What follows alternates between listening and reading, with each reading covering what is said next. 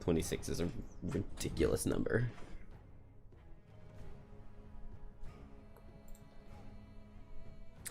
All right. Banner Spear, getting herbs. That's fine.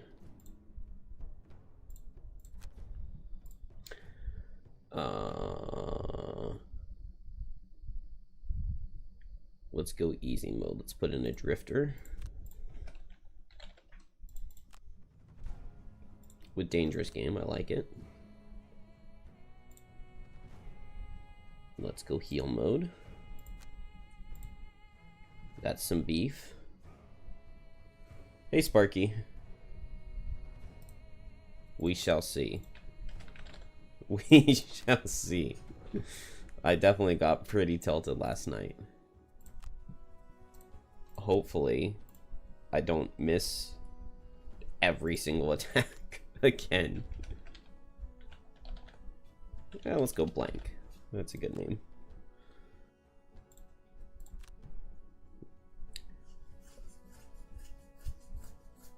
Yeah, I mean, so I know Geminate specifically. Oh, whoops. That's not what I wanted to do. Geminate specifically,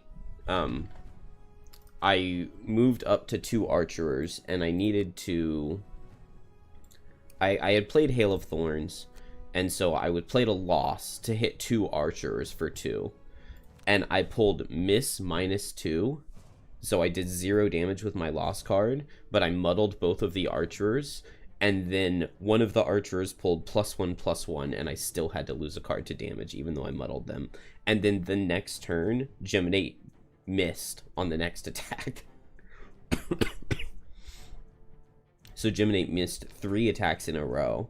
And that was after back-to-back scenarios, or like 3 times back-to-back of pulling miss and curse a minimum of 4 times throughout the level, just playing 2 characters. So 2 characters just did not work.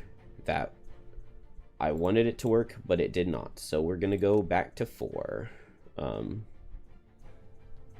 I like lost Town in Flames 4 times yesterday, and then I went to the next level 1 time. Yeah, poor Geminate. Poor Geminate has been fired. Alright, let's go for Hunter. That should be doable. I know I want Fortitude. Kill an enemy and open a door. Kill an enemy with disadvantage. Move no more than 2 hexes. Move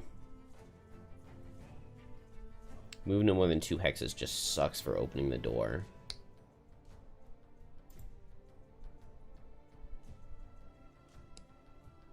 We can try for Overachiever. 1 or more of each monster type, that seems super doable. Especially in 4-player. I just want to make sure I bring Rest and Shade. And... actually, no, I'm not going to go for that play. Or Wave of Anguish. Let's go like this.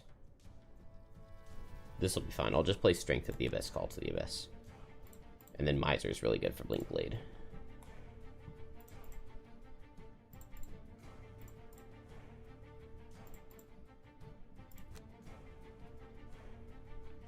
Alright, I've got a lot of double check marks if we can get him here. But yeah, I'm frustrated. I really wish that Geminate didn't have the lost card Hornbeetle Carapace, because it's a melee card that makes your next 4 ranged attacks deal +2 damage, which is just not that amazing. Like, it's a loss that adds 12 damage, whereas like Drifter gets a loss that adds, or it's a loss that adds 4 damage, and Drifter gets a loss that adds 12 damage. But also Drifter gets to just move all of its charges back. So like, comparing the strength on the 12 card class versus a 14 card class, Drifter's just obviously way stronger. His loss is way stronger. And then it feels like so much of Gem's ranged losses, even, so many of them are just so weak, specifically because of Horn Beetle Carapace being a thing. They didn't want to risk Geminate being too strong with it. And it feels unfair.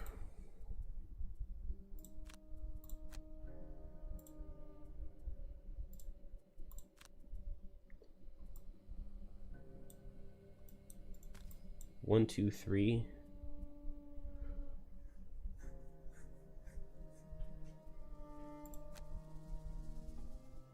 I'm considering going slow and playing kinetic transfers bottom and activating jump boots and moving 3 and pushing the priest for 3. You never play with Gem, but on a brief glance it seems kind of undertuned and unnecessarily complicated. Yeah. It's like, because you have so many losses, if the losses are going to be enough, like if you can play the Icebound Quills loss, it's like attack 5, pierce 1, or consume ice to get attack 6, pierce 2. So like attack 6, pierce 2 is really good into this priest.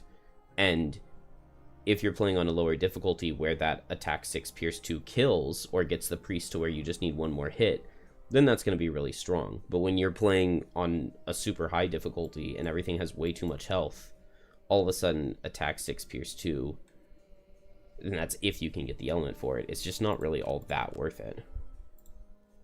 Which is a shame.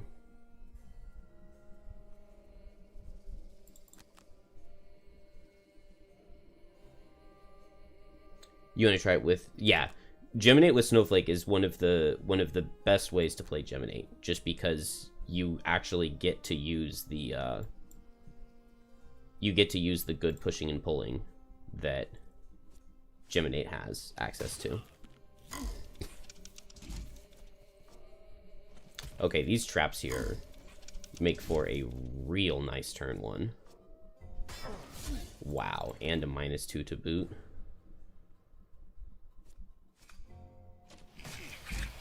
Oh, that's a lot of damage, though.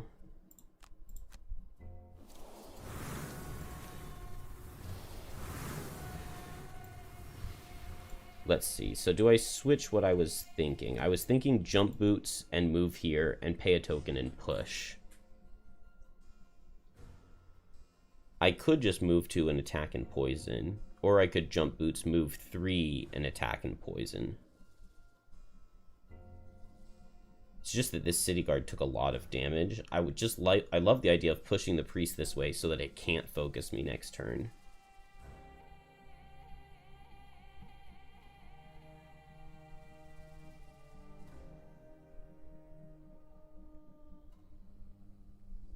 There's no good way for me to use both of these traps unless I could get the kinetic transfer right now, but it doesn't look like there's a way to do that. Alright, so I'm going to just move this way, and I think I'm just going to attack and poison here. And then Blinkblade can just go fast poison and back out.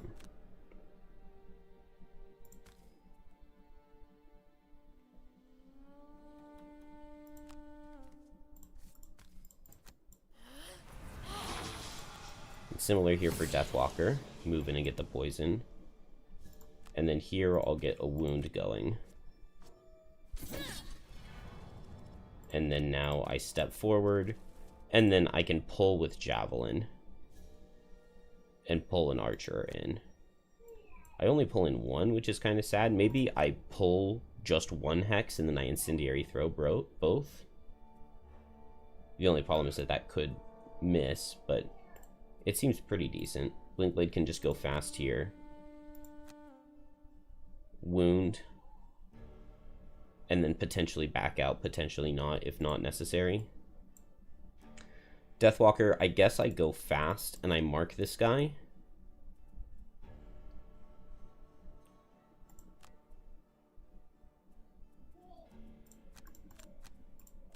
And then Drifter will just hit him with a deadly shot.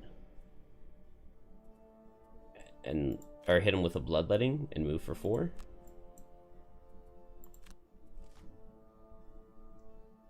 Alright, heal on priest is annoying. An attack with poison on guard is annoying. especially if it kills Deathwalker, but it would need a +2 for that. Hey, Justin, yes, I am very, very, very excited for Trap. I think is the one I'm the most excited for. It's what? Trap, Prism, and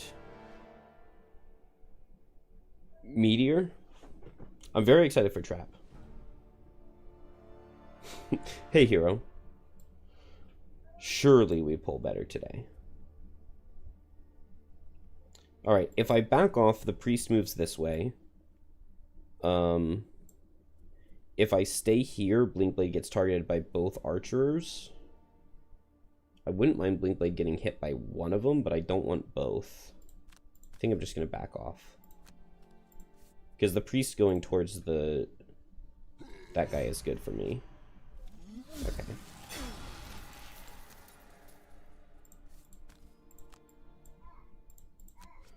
Mark this guy. Unfortunately, Drifter's not going to kill him. I could move forward here, and I'd be targeted by one archer, but I would die to a 0, so let's not do that.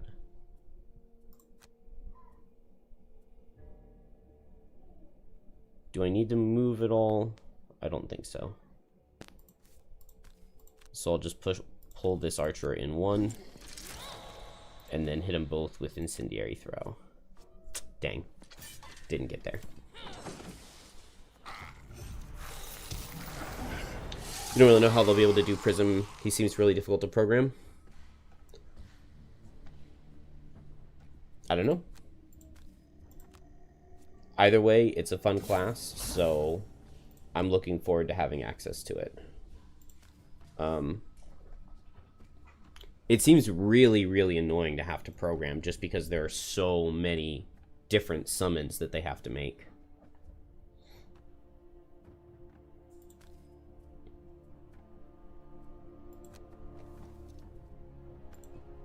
Hopefully Banner survives this. Nope.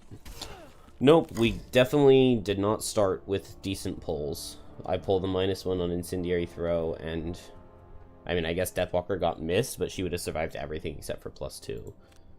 So I wasn't even being greedy there.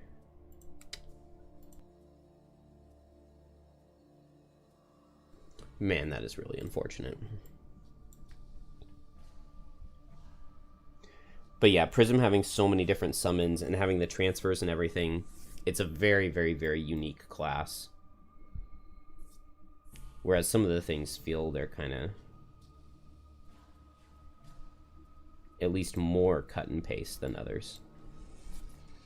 Alright, do I go Forceful Spirits to try to kill and mark another guy? I could move here, hit here, and here. And then Blinkblade could go in fast and hit here. Or Banner could hit with advantage.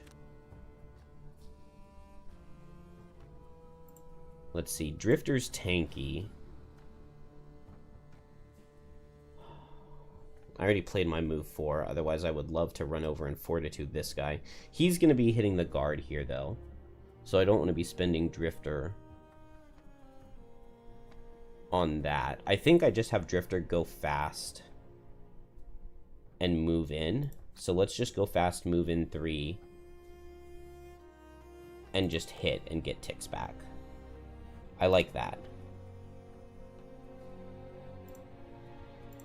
I like that. And then that means that Blinkblade, I'm going to go late. I'm going to go late and move over to the Priest and wound it with Sand in the Hourglass.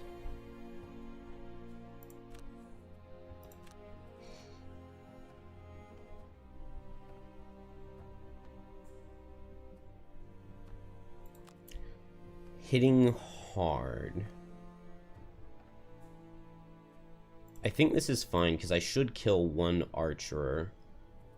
Oh, but Deathwalker would be focused.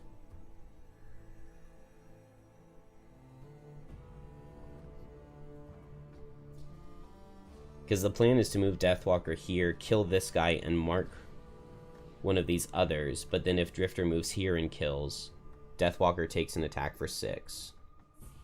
which we can't do. So maybe my best bet is just to attack for 2. Okay. I wasn't going to get the shadow anyway, so I guess that's fine.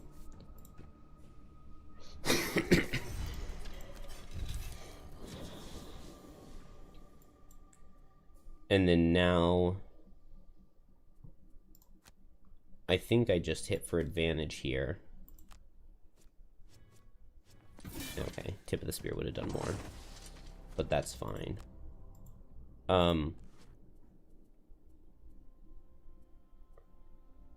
I can move down here to give it disadvantage. I kind of like that. I would love to pick up this loot, but I'm going to go here, just in case Drifter misses his kill. Which hopefully he won't, but maybe he will. He did not, so I could have gotten the loot on Banner. But that's alright.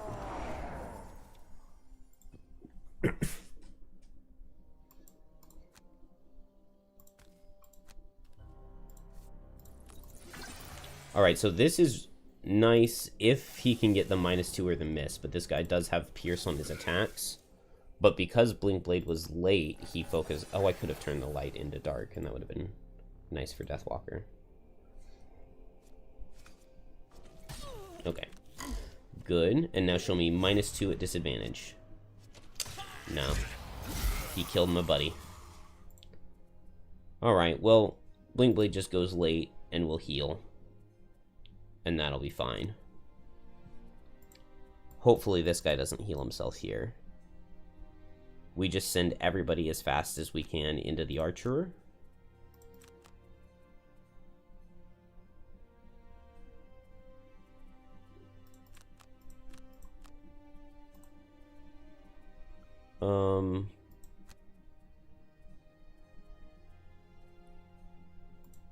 Maybe I heal up Banner. Banner could just heal herself. Oh. If I can get...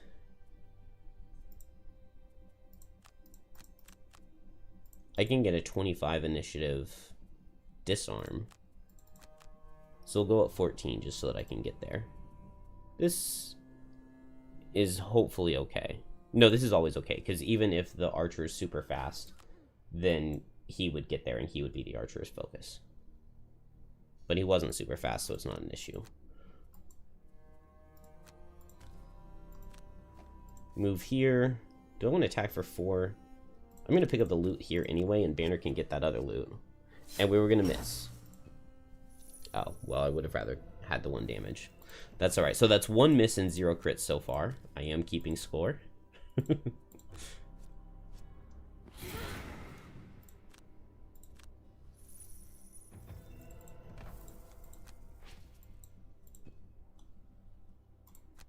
But we disarm this guy anyway, so it doesn't matter that much. Okay, but I need to be able to go fast enough next turn to kill him.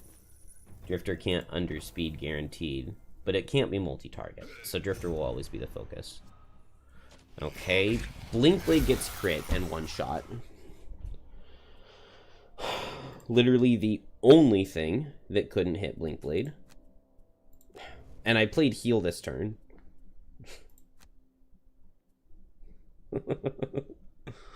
Oh my gosh. The luck is not improving at all.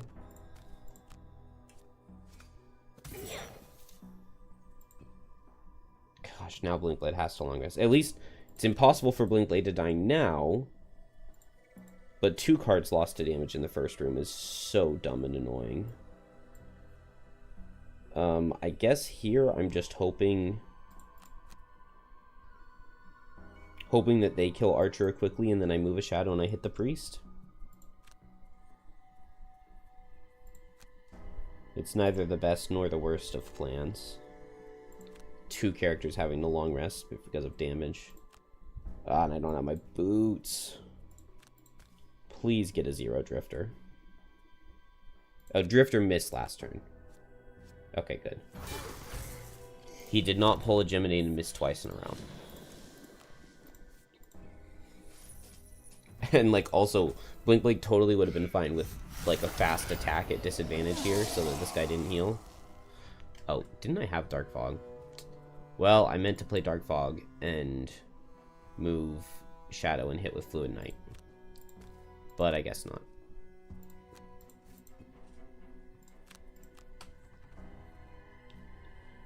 Maybe I don't activate Drive Recharge now that I... Yeah, I'm just gonna drop it. Sucks to not have, but losing a card makes it hard to justify bringing. Alright, Blink Blade goes fast. I had to lose Twin Strike, so I can't even add Pierce 2 to this attack.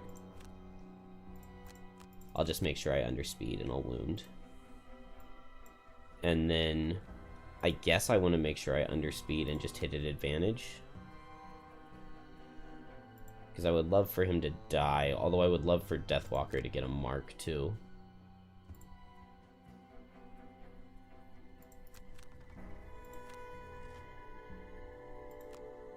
Alright, he's fast and cursing. That could potentially be bad. Especially because +2 kills Deathwalker.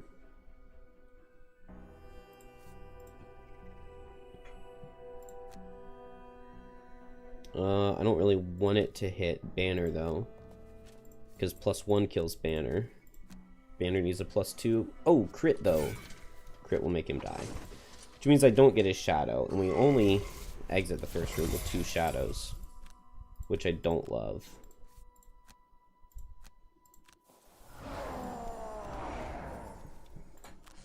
So maybe I Eclipse.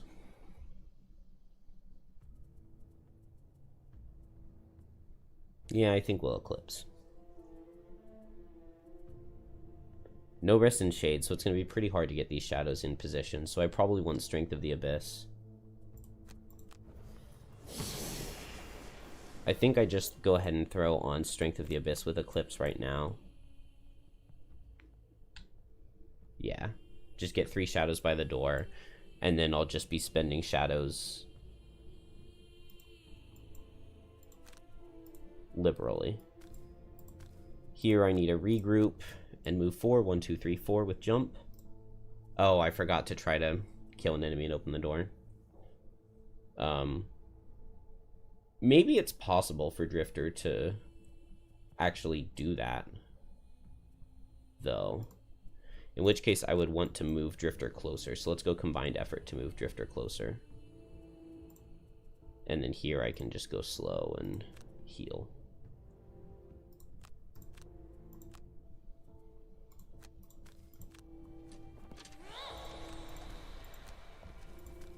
I would rather Deathwalker be down here just for line of sight reasons. Oh. I definitely wanted Drifter to be closer. And this does not get him closer.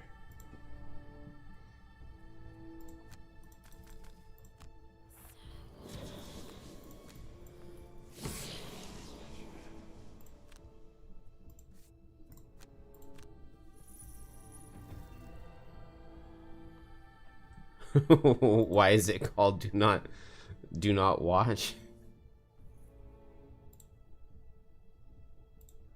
Because yesterday was a disaster. So I'm just tilted at this point.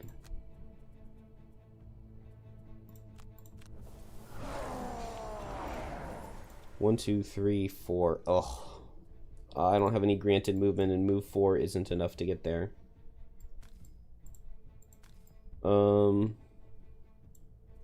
Okay.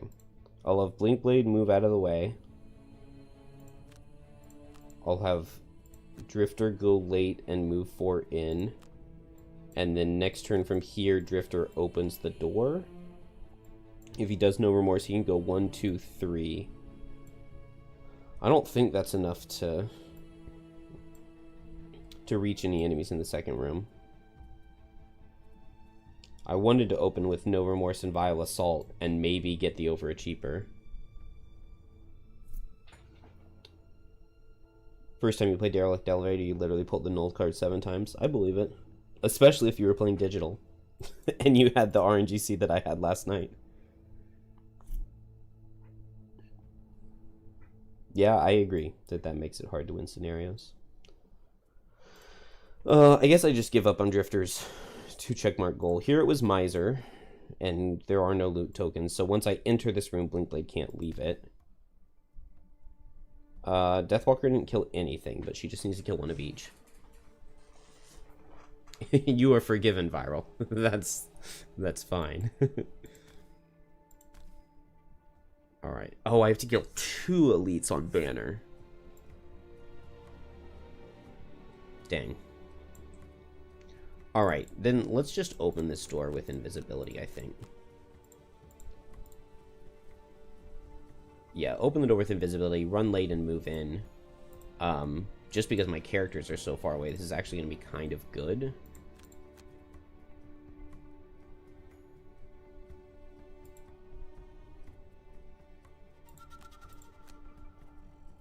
One, two, three, four. Yeah, I think I like this.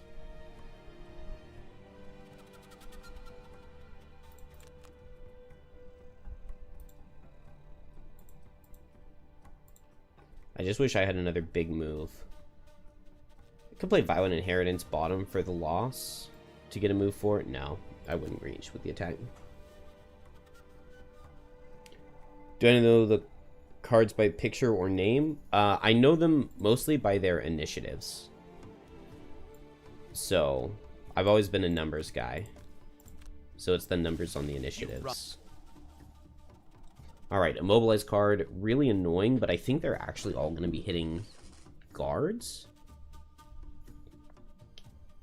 There are 1, 2, 3 elites, and Banner needs to kill 2, which is possible.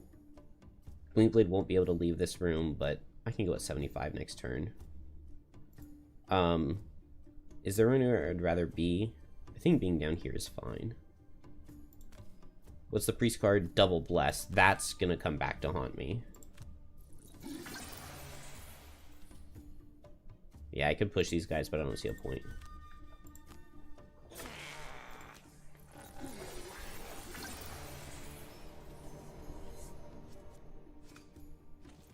At least this isn't a plus damage card.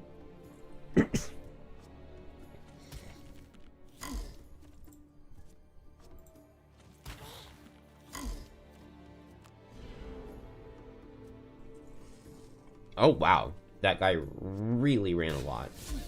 And he kind of walled off, which I don't love.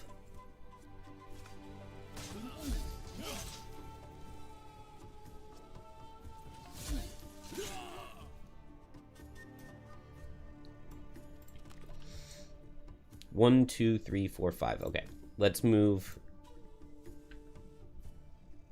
this shadow, because it's far away, to this archer. And Fluid Knight this archer, and Strength of the Abyss this shadow for a nice attack for 7, and we will mark. And get the kill immediately. And that's one of our 3 exterminators. Gosh, I love the Deathwalker.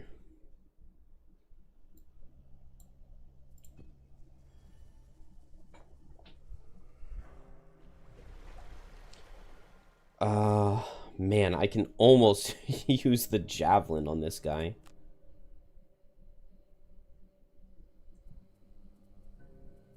Oh, this is going to be so weird. Do I just attack him with range and poison him, maybe?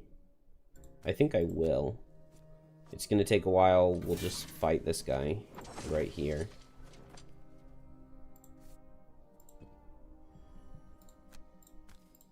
And I'll just poison him and get a little bit closer. I haven't used any heals on Drifter. Because every attack that's hit me is one shot. Basically. Alright, they get more blesses. Do not love that. I'll just go for a fast incendiary throw. And I guess a fast hit him.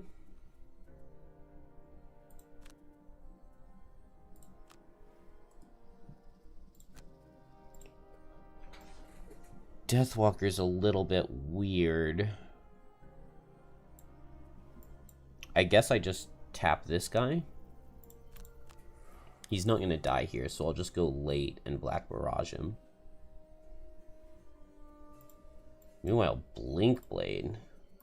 Definitely don't love the position here. I wish 45 was late enough to go late, but no, it's not. In your Gloom 2.0, your cousin has been dying to play Banner Spear. Oh, so you played Banner in Gloom? In Gloom 2? I don't really know anything about the Gloom 2 scenarios, but I know I love myself some Banner Spear. Okay, this is not going well for me. Move in on archers, I think, is good. And 45 would have been late enough. Do I throw the Banner of Strength here? I did have to lose a card to damage. And it doesn't really help, other than it improves my odds of getting this wound off.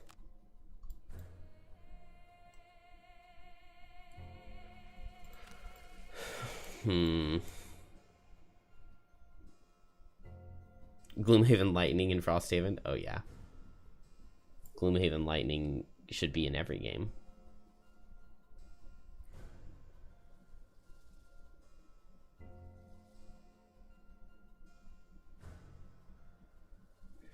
What's my easiest win condition here? Easiest win condition is Deathwalker picks off this archerer and maybe this one. And then the guards funnel through one at a time eventually, and we use the Banner of Strength and kill them with range damage using this choke point. Not sure about that. Your dad's playing Sun, you're playing Note, and your other two cousins are playing Spellweaver and Cragheart. Interesting. I love Sun and Note together. My sister-in-law played the music Note, and my wife played the Sun. And we did a lot of the Retaliate song. Like, whenever we were healthy, it would be the Retaliate song. And then the Sun had Permanent Shield and Permanent Retaliate. And then when we were unhealthy, it would be the Disadvantage song. And that did really well for us. Especially once my wife bought the enhancement to get permanent 3 Retaliate. That was really strong. And the Disadvantage song would make it so that enemies wouldn't run away if they were ranged. Which would also be really good for us. Is this guy running in? I like that for me. I like that for me. So I guess Blinkblade just goes here and hits him. I would love to have Blinkblade on this archer. That's a little bit too much to ask for right now. Blinkblade also can't leave this room because of the Miser battle goal. I wonder, though, can Blinkblade long rest here? 1, 2, 3, 4. I think Blinkblade can long rest here. Yeah, because they can't get this card again, and this is their only move and hit hard. Their other hit extra damage is stand still, and it would be disadvantage. So it would have to be a +2 to kill Blinkblade. Do I want to Strength of the Abyss this? Not especially. I want Banner to get this kill because this is an elite. I guess Strength of the Abyss would help set it up, wouldn't it? And I might as well just use these shadows. Just don't crit. Okay. -2, so the shadow use, I think, was good. I could teleport in. Well, actually, yeah, teleporting right here, I think, is actually fine. Because these guys are all distracted, at least for a little bit. Banner, I think I have to short rest. Alright, we lose the Rallying Cry Banner. I want Banner to get the kill, so Drifter will go fast and soften him up. And then Banner will go after an attack with advantage and hopefully kill. And Deathwalker will go after, move forward, and hit this guy.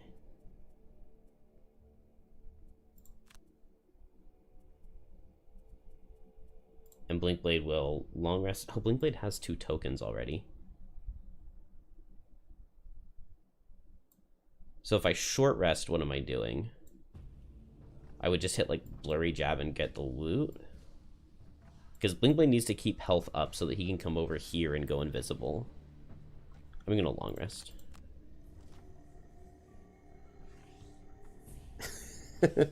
Hi, French Ferret. I haven't seen any of what's been happening, so I'm glad we're on the same page. All right, long rest was a good play here because now Blinkblade won't be immobilized for next turn, as long as Blinkblade doesn't take a +2. Also, Drifter needs to not get a +2 here. Thank you. And who do we heal up?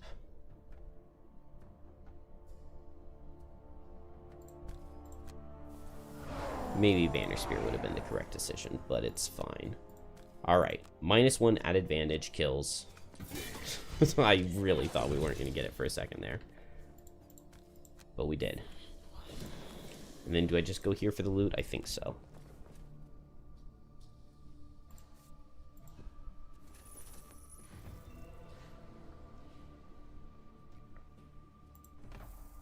Do I know about the music note nerf or rework?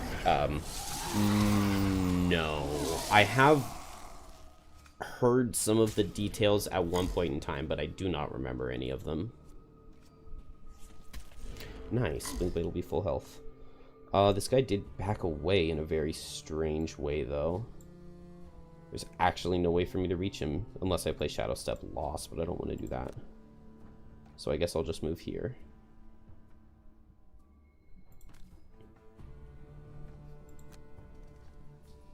I know that they changed the way songs work a lot.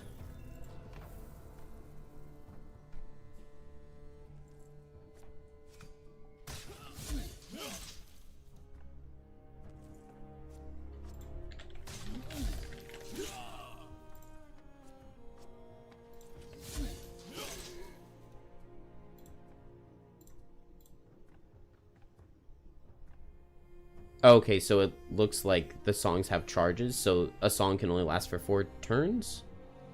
Oh, and you have clefs? And the songs have various clefs associated with them? Yeah, I don't know, I'd have to read the board. that does... It sounds much more complicated than it used to be. Or it looks much more complicated on just the very brief glance. Okay, so what is the plan? Who needs to kill what? Drifter cannot get his battle goal. Banner needs to kill 1 elite, which is either this one or this one. That's not the worst thing. Here, I've only killed an archer, so I need to kill a guard and a priest on Deathwalker. Oh, Drifter just does not have movement. Just go late and move a little bit.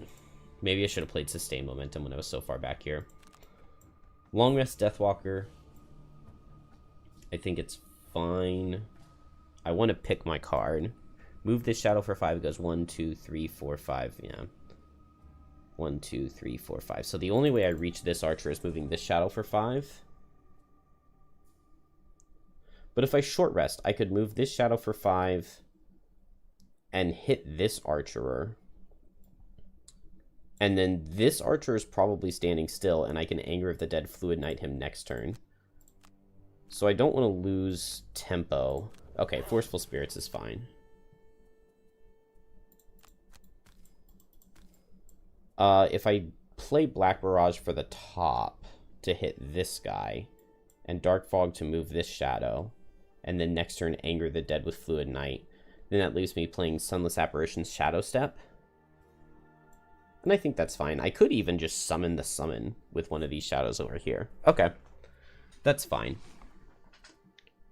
That's a fine use of the rest of my turns of the rest cycle. And then here, I could just move Drifter forward, maybe. Or I can just run in and hit this archerer. 1, 2, 3, 4. And now Blinkblade. Okay, it doesn't matter who kills this archerer. I want Banner to potentially kill this elite. And Deathwalker needs to kill a guard and an archer. Blinkblade's a little far away to go for kinetic transfer. What if I just go for late? There we go, there we go. Go late borrowed time, and that way I don't steal the movement of any of my allies, because I can go super late with it, but it can give me a ton of movement, and I can get wherever I need to go, and I'll just stand in the hourglass to get a wound off. Oh, I'd much rather save Sand in the Hourglass for next turn, but I think it's fine.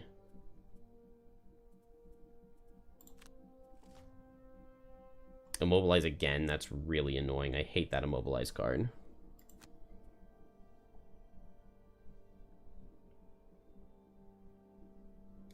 Heal on priests is maybe best case scenario. If I don't go here, then Blinkblade gets immobilized. So I'll go here.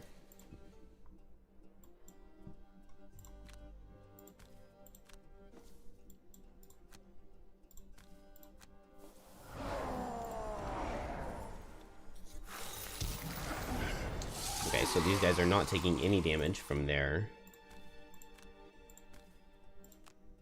retaliates, unfortunately. Oh, Strength of the Abyssing, maybe it would have been worth it. Okay, it wouldn't have killed.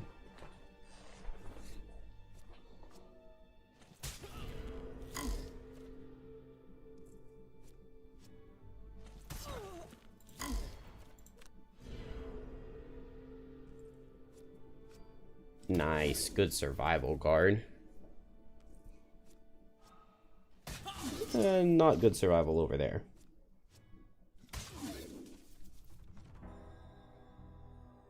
Alright, so now Blinkblade steals everybody's movement. Everybody else is gone already. So I get a nice move 10. 1, 2, 3, 4, 5, 6, 7, 8. Move 8. And I think I go... Oh, well, this guy's going to be wounded next turn by Anger of the Dead. So I come up here. Dang, if I had used Jump Boots, I could have gotten on a priest, and that maybe would have been better. But this guy is far away from the priests, so getting a wound on him is pretty valuable.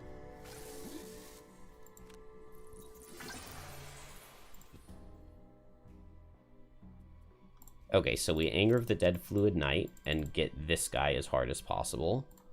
Blinkblade, I think, just comes down here and goes invisible. And then maybe I can just go late at 44 in Cascading Reaction. That's a little bit risky, but hopefully the priests don't move up here and heal this guy, but they probably won't because this thing should be dead first. Here, do I care? Can I just long rest so I can pick my card? No, I'd rather get in there.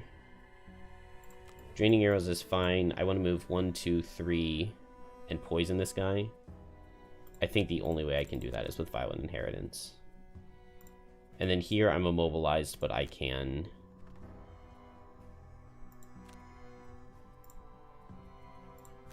Nice. Can I move Drifter for 3 with the bottom of Regroup?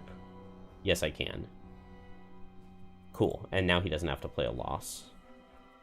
And so he can just hit with Deadly Shot and move forward. Break. Immobilize card again. That's really annoying if Banner Spear doesn't kill this guy. So Blinkblade, I think I just get next to these two. And they both suffer damage and I go invisible.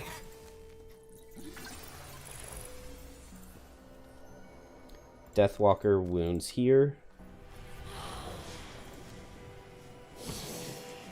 And then attack with this shadow. Strength of the Abyss, this back one. Nice hit for 7. And we are going to miss. No. Okay, that's very good damage.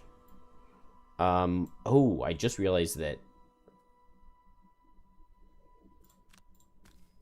Deathwalker is the one being targeted by that immobilize. Nice. Okay, we got rid of that guy's immobilize. I guess I move Drifter forward. And I think I move Banner, or Deathwalker forward. And from here, Deathwalker won't... Nice. I won't be able to move this next turn, but I can pick up this loot. Oh, I wasn't supposed to change the mark. I was supposed to leave the mark on this guy, and then I would have been able to summon next turn. Not the end of the world. Move 2, attack range 3. So if I move forward 2, this guy goes 1, 2, and he doesn't reach me.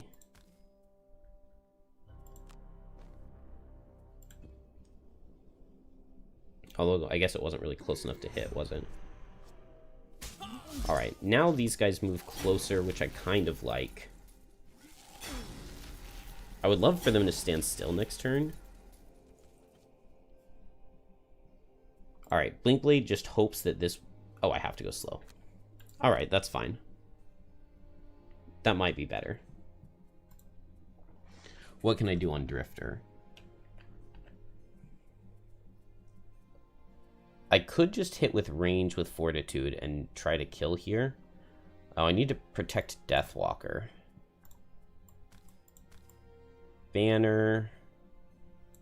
1, 2, 3, 4. 1, 2, 3. I don't quite reach with Incendiary Throw. So I want these guys to get closer. This is looking very winnable. But definitely not 1. What if Drifter hits the Archer and Banner runs forward and tries to finish off the Archer?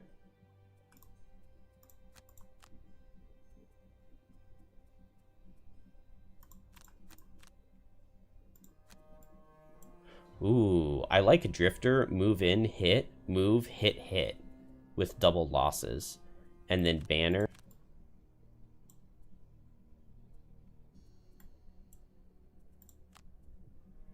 Dang, after has to be at 67.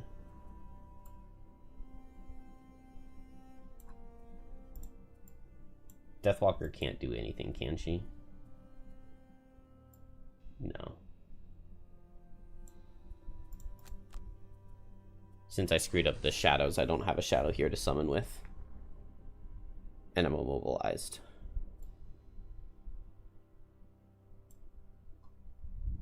I guess if I get a shadow, I could teleport onto it and hit. Yeah. So if I get a shadow here, I could teleport onto it and hit. And then I would still pick up this loot. Alright, let's just go with this. Nice, I love that out of the guards. That's exactly what I was hoping for. What's the Archer card? Fast. That's good for me. And heal out of Priests is potentially annoying. But not that bad because this guy is poisoned. So if he's alive, which I want him to survive this hit, which means maybe I should have gone down here. Okay, Drifter misses a loss. I wish that were the first time. At least now I can't miss these, and this wound should be pretty juicy. Show me the crit. I mean, if we want to pull the miss, we'll pull the crit as well, right? No. No, but it's still good damage, and I'm pretty healthy, and I have 1 crushing weight left. Okay. That guy gets healed up, actually a lot, which is really annoying. But all of the monsters have gone now. If I can get Incendiary Throw on this guy next turn, it's 4 wounds. And Blinkblade has, I guess, move and suffer 1. And attack for 2. Poison. Oh, cool. I do have the poison dagger still. That's fine. I like the poison. And Deathwalker, we didn't get a shadow, so...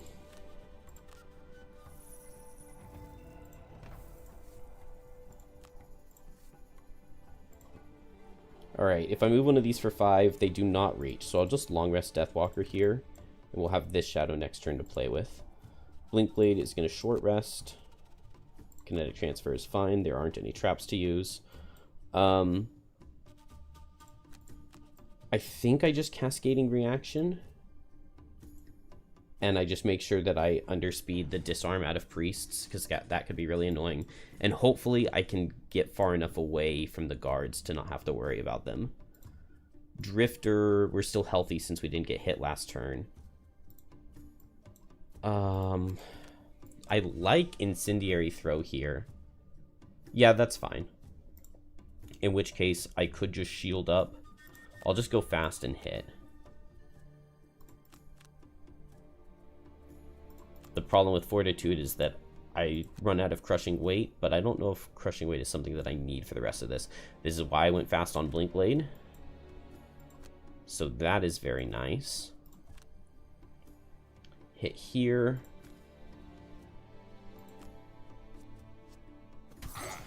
And then, how much move on guards? Move 4. 1, 2, 3, 4. 1, 2, 3, 4. I think I'm going to move here and hit this guy again. Okay. And then now, how much move do I need on everybody? I can go ahead and Borrowed Time. And move all the way down here. This way, both of the priests are going to hit Blink Blade, but it's low hits, and Blink Blade's already gone this turn. And he can stand in the Hourglass while disarmed next turn. Which means that I really want this Incendiary Throw to do damage, because it would give me 3 more wounds. Beautiful. And then now stand in the Hourglass next turn is beautiful. These guys both hit Blink Blade. And as long as this isn't a +1, we survive. Oh, okay. Well, had to see that coming, right? I also have to go slow next turn. But Blink Blade also shouldn't really be things focus. Do I target Archerer? Archerer's hitting for 6. This guard's moving for 4, but he doesn't reach Blink Blade. If I kill this guy, both of these hit Drifter. Sand in the Hourglass kills the priests next turn. If they go fast and heal, that would be annoying. I could shield and retaliate. That doesn't feel all too worth it. I think I just attack here and use my final charge. And I don't kill. Yeah, that's annoying. That means I'm going to take a lot of damage. But he dies to wound next turn now. Okay, Drifter loses a card. Lovely. I'd rather have the loot than the Violent Inheritance. Or, that's not... Dude, I've been crit 3 times this turn.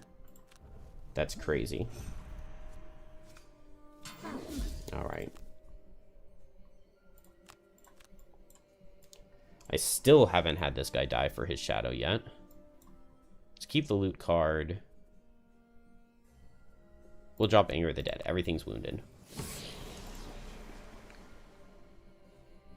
How fast can Blink Blade go? 42. Just hope that 42... Hope that the priests are late.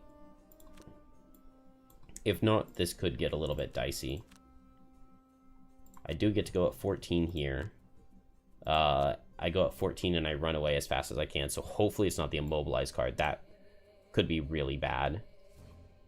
But if it is the Mobilize card, maybe these guys will just stand still. And I'll just hit with a Javelin.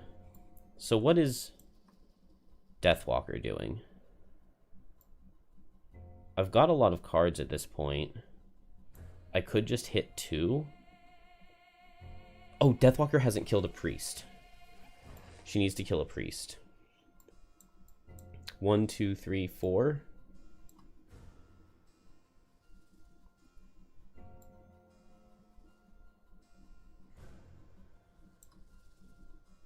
She needs to kill a priest and a guard, and Banner needs to kill 1 elite.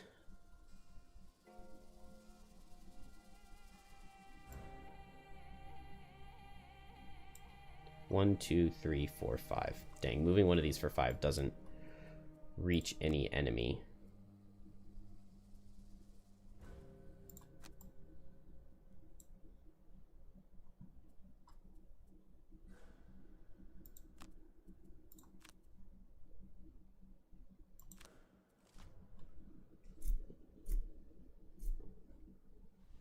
What are you doing, Brian? How could you? You would think you would have learned at least something after last night, but I guess not. Guess not.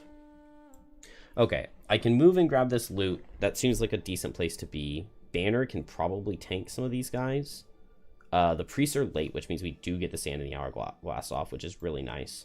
And the archer dies to his wound, so I don't have to worry about him at all. So the play is to attack this guy for 2. After this turn, it's just the 3 guards. And they'll all be somewhat depleted.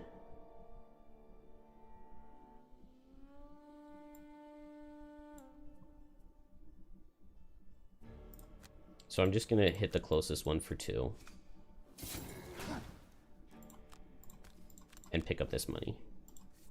And I feel comfortable with Drifter being there.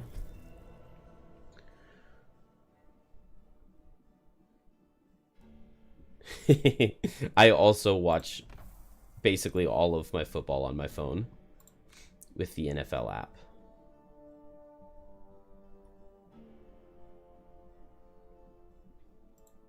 I can't reach any... No. I have to kill, I guess, this priest this turn for the exterminator battle goal. So with that in mind, let's come right here. 1, 2, 3, 4. Make a shadow here. Hit this guy and eat this shadow. And now even a -2 kills him. I'd rather keep this shadow over here, though. Okay. Well, crit for the stupid overkill. But we get the battle goal.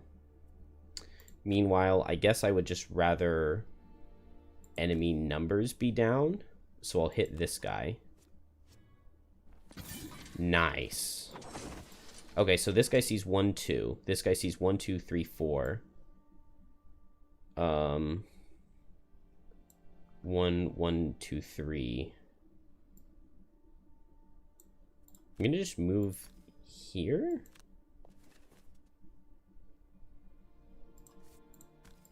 And move here.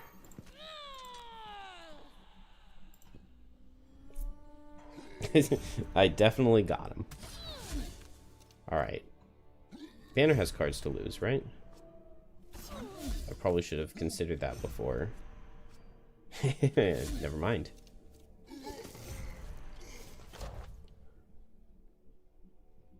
We'll go here and target this guy. And then now sand in the hourglass. Boom. And am I long resting? Yes, I'm long resting, so I'll just move 4 and pick up this. How is the game going? It's Raiders Chargers, right? I watched the Bucks win, and that was satisfying. I like Baker Mayfield. Okay. Cool. Dark Fog, move a shadow over. Fluid Night, hit this guy for 7. What's not to like? Maybe I don't even need to do that. Maybe I'll just hit this guy for 5 and pick up this loot. And then here, because I've got plenty of cards to lose. Oh man, why didn't I put Deathwalker here? I would have had... Okay, well, I don't have... I didn't bring the 10 initiative card? Well, that would have been a beautiful Resolved Courage. But I guess I don't have it. I'll just make sure that I go fast enough, and... I guess I just... hit this guy with advantage.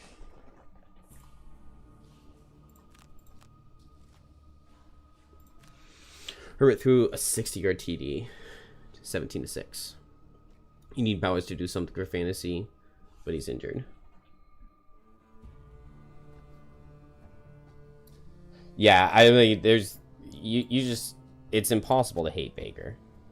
Like, there was I watched a cool video of him, like, pranking fans, and they did the whole thing where they gave him a fake face and everything.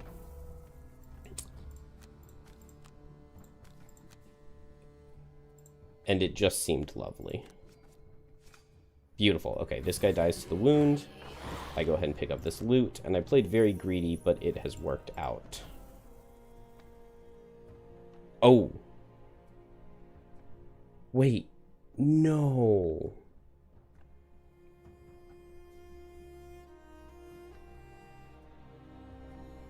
No.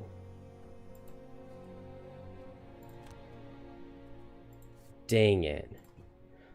I failed a battle goal because these two guys both died a wound.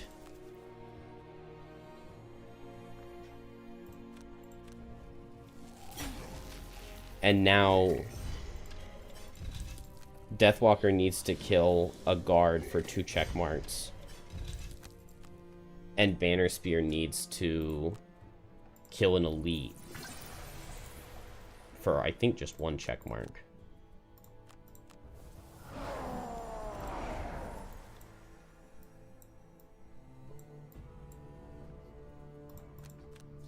Okay, even if he's faster than me, I just lose 2 cards to damage, and I move forward and run away from him.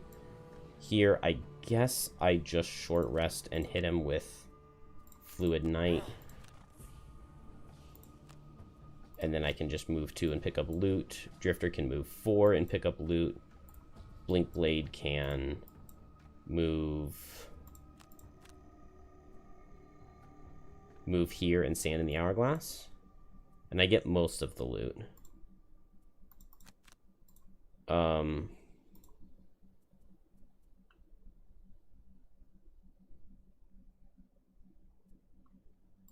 Dang.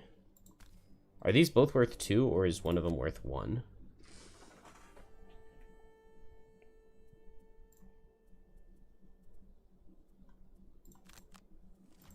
I would rather Deathwalker get the perk, I think.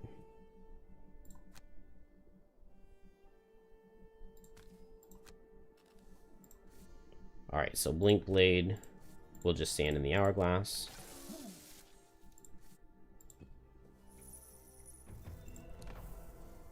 Banner, we just attack for 2.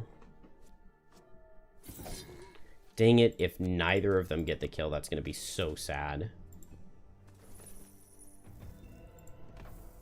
I guess I don't have to go for the kill this turn, do I?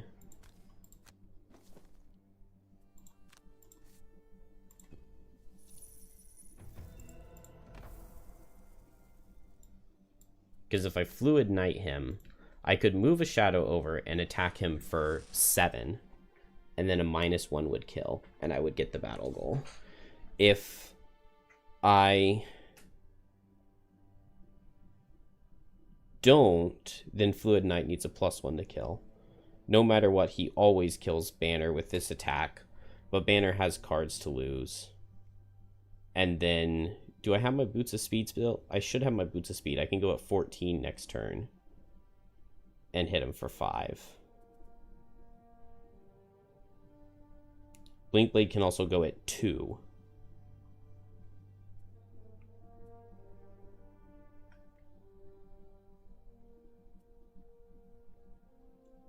So I think that means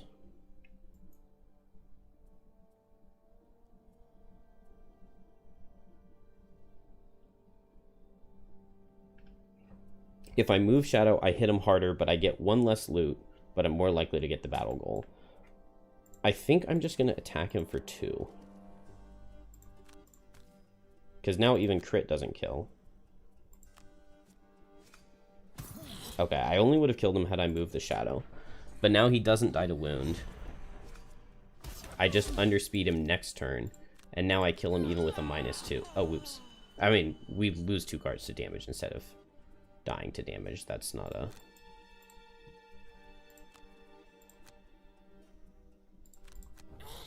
Game really does not want me to have Fluid Knight. And then Blink Blade. I guess I'm not going to get very much loot. Ooh, okay. Blink Blade can go at 2 and Sand in the Hourglass. And then I'm even more likely to pick up the kill. Well, actually, no. Because I still kill with a -2 either way. But now he dies to wound if I miss. Which means that it would have been impossible for Banner to get hit. No matter what. Just hit this for the experience.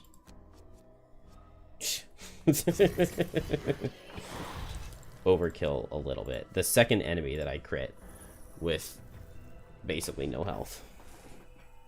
Alright, 1 gold pile remaining. No deaths.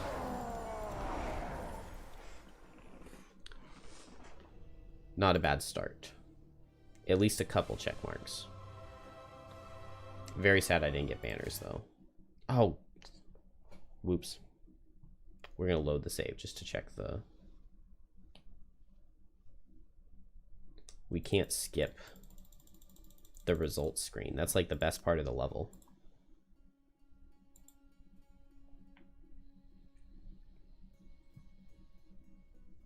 Regardless of season,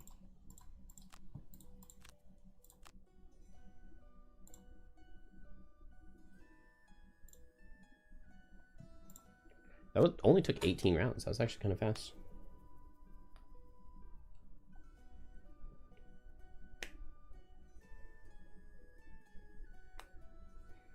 But yeah, my number one team is the Cowboys, because I'm from Texas. I used to always say that when they were little, my mom liked the Cowboys and my dad liked the Texans, and I like my mom more than my dad, so I like the Cowboys. And I don't know why, but I really just don't like the Texans nowadays. So I cheer for the Cowboys the most, but you know, I don't have very high expectations for them this season.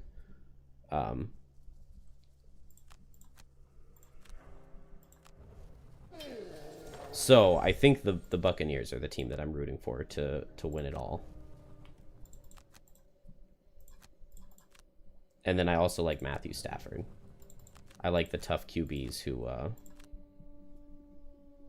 have been like partially doubted at their first place and then moved to a new home and now are doing really well.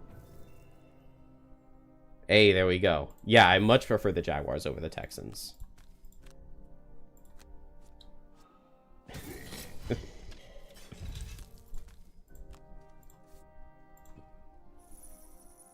I also really dislike the Titans because I used to work in a bar as a bartender, and my boss was a huge Titans fan, and like it was a restaurant, and like on Sundays he would just sit there at the bar watching the Titans.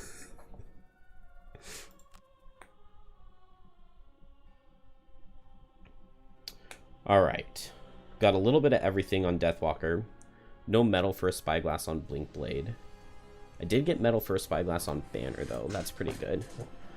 Pretty fair spread of gold. Everybody got lumber, is good for building. I don't have enough metal to get the Craftsman leveled up and Spyglasses. We got all the herbs. Blinkblade did the most damage. I'm not super surprised about that, but 0 kills. Basically everything died to wound. Nothing actually got attacked. Of the Jags rivals, the Colts aren't too bad. And you know some chill Colts fans, but you can't stand the Texans or the Titans. There we go. I love the Deathwalker, even if she's just an overkill machine. Yeah, she crit 2 1-health enemies, didn't she?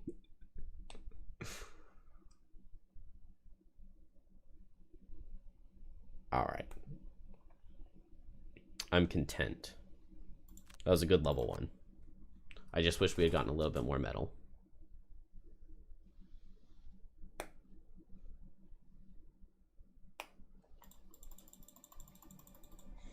And we get a morale from our outpost event. So that's a start. Although we did let all of the guards die. I'm going to go ahead and pick up Spyglass for Deathwalker. And I think I will on Banner as well. Because especially early, Incendiary Throw is just really important. Everything just has so much health that you need a wound and just to let it tick for like 4 turns just to soften something up to have a chance to kill it in like 2 hits. You just finished Realm of Endless Frost on +1. It can be a tough scenario. Yeah, I mean, if the boss draws lose a card over and over again, I don't know what you're supposed to do. I just simply don't.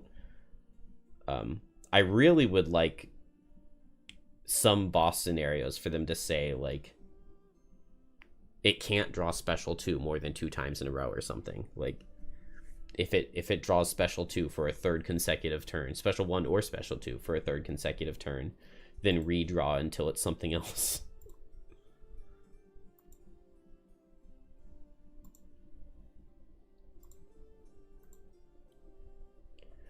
Alright, what else can we pick up? Just wood here, that's not going to be anything. Wood hide would be a protective scepter.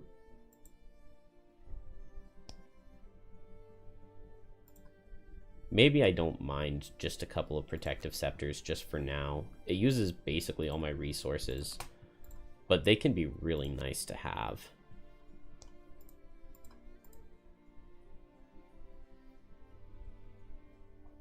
And then I think I'm just going to go ahead and throw on a renewing potion. Well, no, it's just not a very good use of a potion. I can use it to get a second spyglass on Deathwalker, and I guess a second Boots of Speed, but that's not all too common. And then do we just run these guys for the boss fight? That seems fine. What's everyone's retirement? Herbs. Banner Spear didn't get any herbs. Oh, killed 2 guards for wanting bolt shooters and claw crushers, and I killed 0 guards. Have 100 gold. Oh, and the Strong Foundation storyline. Maybe I should go ahead and start the Strong Foundation storyline. Can Blinkblade Deathwalker do that as a duo? I'd rather them be level 2, so let's go do scouting. And then the boss.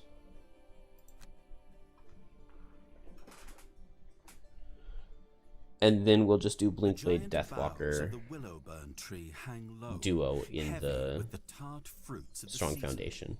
This picturesque grotto features an inviting pond.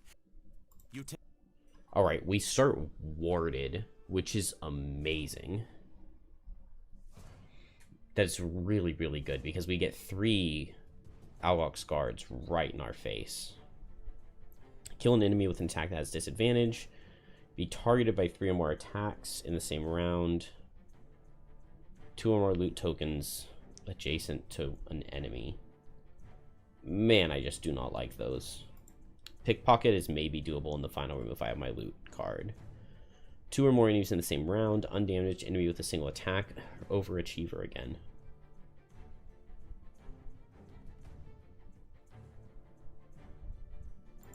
We'll go 2 or more enemies in the same round, but then it's going to have to be a loss. I don't know. Maybe I just bring the 19, this Destructive Fury, and I try to play that thing's loss. I like that. We'll bring that instead of Relentless, and we'll play that loss to try to get 2 kills in the same turn. So we can save it for the last room. Never attack an enemy that's already gone. Do no attacks in the first 3 rounds. Oh, it's just not a good scenario for that. We'll gain less than 7 experience on Blinkblade. That's doable. Target an ally in each rest cycle. Never attack an enemy that's already gone. I guess most of the time when we're attacking on Deathwalker, we're going fast, aren't we? That's actually doable.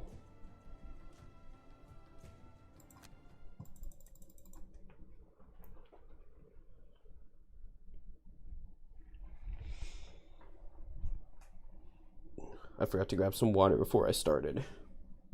And it feels so awkward. I could go grab some, but I'd have to walk right by the baby. And she... Like, we first put her down for bed. I guess it was only 3 hours ago now, but she woke up 3 times before I started streaming. So she was just a very, very light sleeper tonight. So I'm not risking running by her.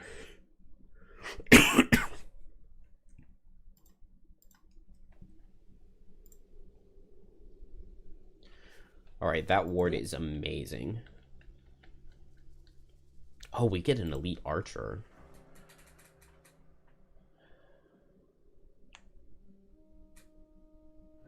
Okay, this first room is by far the hardest part of this level. Not having a bone shaper is also a little bit sad. Turn 1 is very awkward, given that I have to set up on Drifter. So I'm thinking I'm going to place the Banner of Strength. Oh, I didn't grab Resolved Courage. This is a great room for Resolved Courage, too. Because it's very possible to Unbreakable Wall into Resolved Courage. Whoops. It's going to just have to be set up, though. Actually, maybe... if I had a Shadow, I could go for a Lingering Rod on these guys on turn 2. Which means that I could Shadow Step on turn 1 to set up said Shadow. Because I'm going to have to fight through.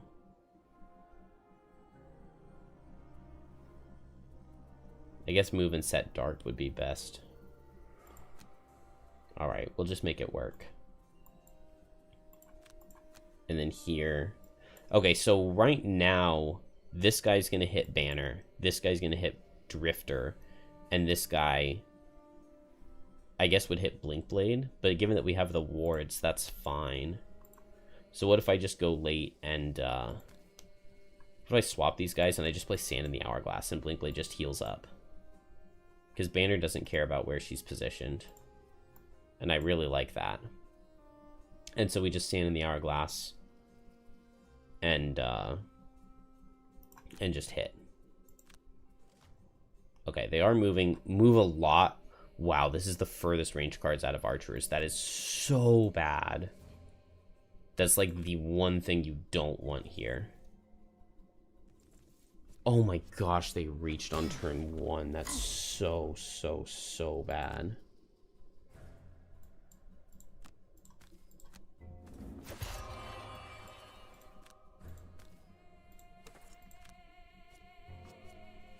Oh wow, I needed the Spyglass there, even with the Banner of Strength. At least we got 3 wounds.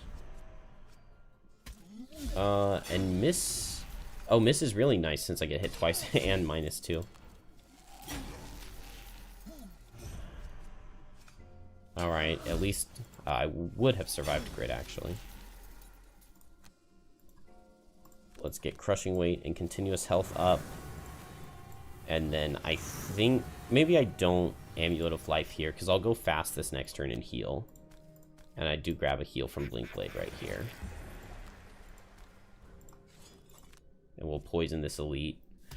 Of course. Of course. Is that 2 of my characters had miss as their first card? No, it was -2.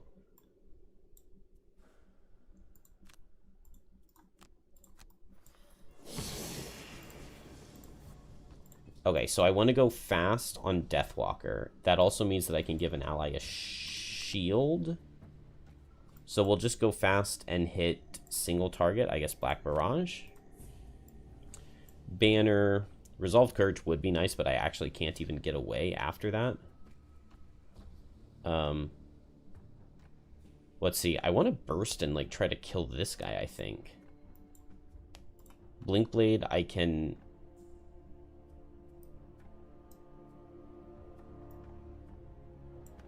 Blinkblade still has this ward. Is there any way Blinkblade goes onto the 2 archers and cascading reactions both of them and distracts them and then next turn can go invisible on them?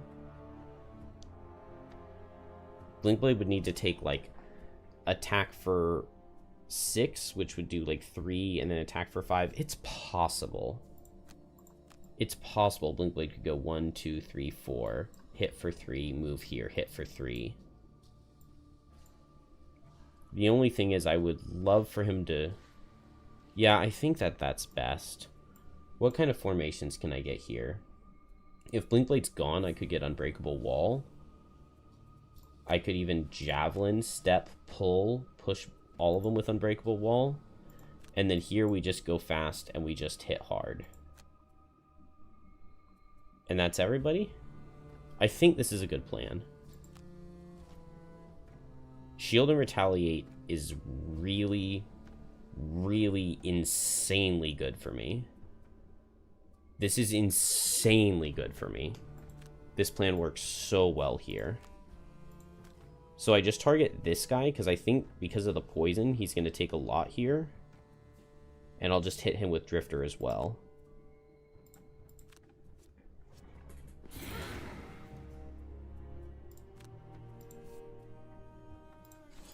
Let's give Blinkblade a shield. Heal myself up. Hit this guy. Oh my gosh. Wow. I'm going to give Blinkblade another shield. With that crit. That was a nice crit. That was a real nice crit. Alright, now Blinkblade gets Jump Shoes. Jumps over here. Suffer. I could push this guy. No, it wouldn't be worth it. Attack for 3. Wow, another crit. Blinkblade did miss on the first turn, though. So that crit's not, like, super insane luck or anything. But now, because of the 2 shield that Blinkblade has... Well, first, we step here with Javelin. Pull this guy. And now we use Drifter to push all of these guys. And we Banner of Strength into the normal. And push so that I don't take Retaliate. I'll leave this guy next to Drifter, though. And we get a Shadow.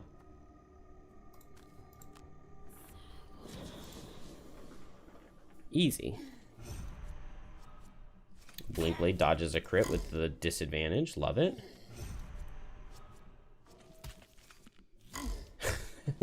Wow.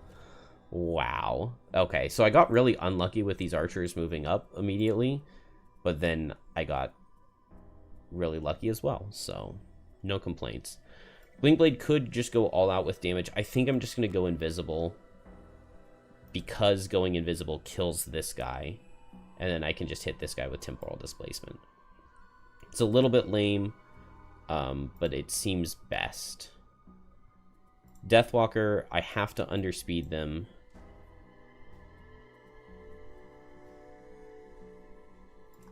But maybe I just move up and poison and hit. And then I go after, and I have the Banner of Strength, which makes Driving Inspiration a little bit better. And if he's poisoned, that works really well. And then Drifter, I will just go fast, run into this guy, tank so he doesn't hit the banner, and hit him. Or I run this way and I poison this archer. I like that a little more, I think. Okay, this is fine. Here I want to go first. Move here. Ooh, poison here or here? If I poison here, I'm attacking for 3, it becomes attack for 4. And then when banner hits, it becomes attack for 3. So attack for 4, attack for 3 into a 9 health guy. I think I'm just going to poison here.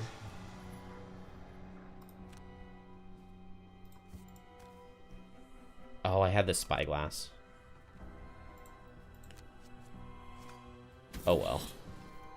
So I could have thrown the poison that way.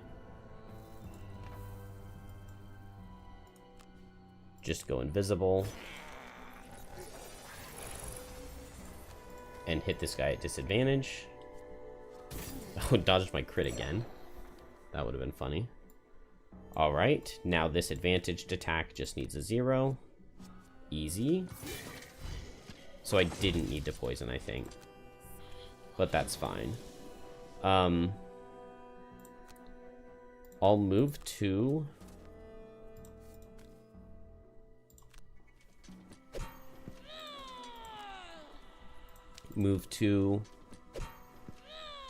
Oh, I can't move this here, or the guard will hit it. So just move it 1. Not a very good banner movement, but it's fine. And I think I want most to poison this archer. And then now Blinkblade next turn can very possibly kill this elite with Twin Strike even while slow. And we get missed again. The game is super apologizing to me for what it did yesterday. Specifically in this scenario. Alright, I can go fast. I can regroup to move the banner. I can regroup to move the banner and pincer movement, and I can move Drifter here. Meanwhile, Drifter can just... maybe just heal up the banner. This guy's already wounded. I'm just not super concerned. Deathwalker wants to go fast.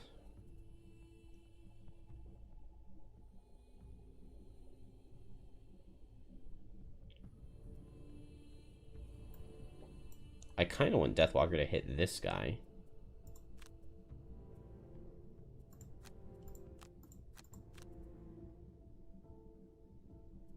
We'll just see what happens. You've always liked Deadly Shot for the Drifter. It's a move 4, which is solid. And range 4 attack that poisons. Yeah, it's very, very, very good. Hey, Paradox.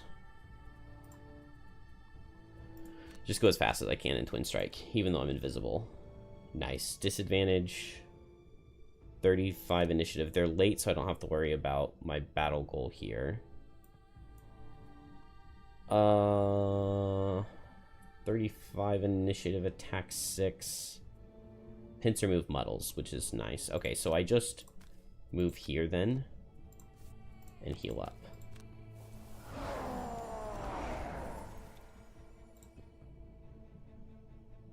You've been playing Elden Ring? I've never played it.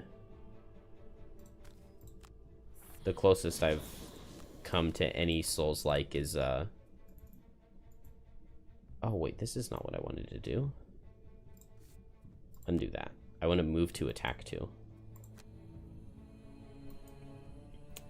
I've played some Kingdom Hearts level 1 stuff. Oh, okay, yeah. I mean, this is definitely a very strange Elden Ring mod. And I'm not very good at it.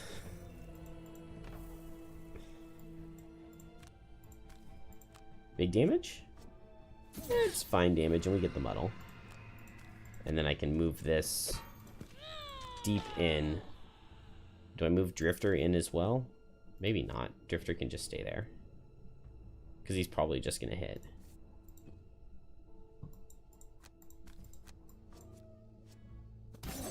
Okay, cool. Blinkblade picks off the kill. We have 3 shadows for the next room. This is the best this first room has ever gone for me. Even with the unlucky archer move on turn 1.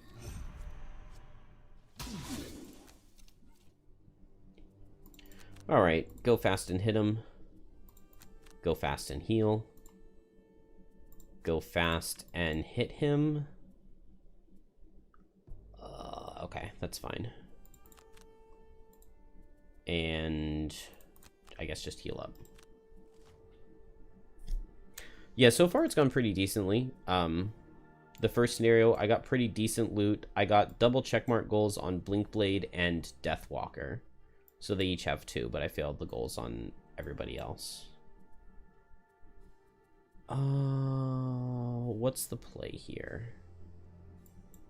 I guess I just move here. And Tip of the Spear becomes an attack for 4.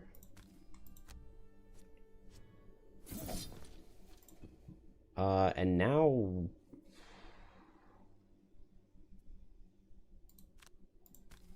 I'll move and heal. Draining arrows being only range 2 is annoying. hit this guy with draining arrows. It gets buffed up. Okay, it's a -2, but now he's muddled and he can't crit banner. And then here I just move back and forceful spirits him. Oh, I could have picked up the loot.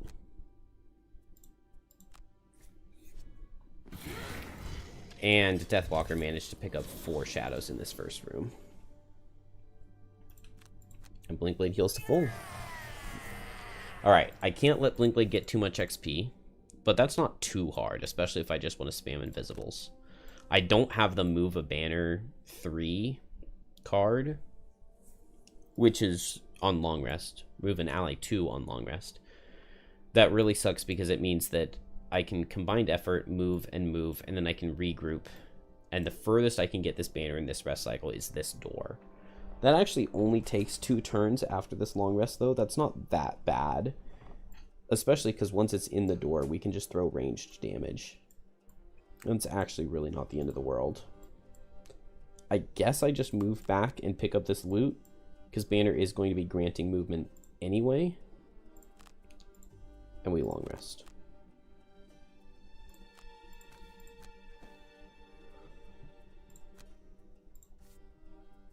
Wow. Okay. Oh, I'm gonna undo that. Nice. Okay, just undo the continuous health because I'm going to long rest and it's gonna use it anyway. So no point in using my item. Sand in the Hourglass can be good. Sap Speed can be good. I think because this is a narrow corridor, I want to keep Sap Speed. Maybe I drop Temporal Displacement. But if I want to not get experience, then I'm going to be going invisible. And if I'm going invisible, going late and being next to something and double hitting with Temporal Displacement is pretty good. I don't need to underspeed Priests. You've been playing this board game by the name of Kingdoms Forlorn. I've heard of that before. It's crazy how elaborate it is. Makes you wish it had a digital version. But that's probably never going to happen outside of Tabletop Simulator. I'm very, very happy with Frosthaven Digital. I feel like now that I went back and played a little bit of Gloomhaven Digital, I think that Frosthaven Digital is better. I also think that a lot of the stuff in Frosthaven, the game, translates pretty decently to digital format with like outpost phases and stuff.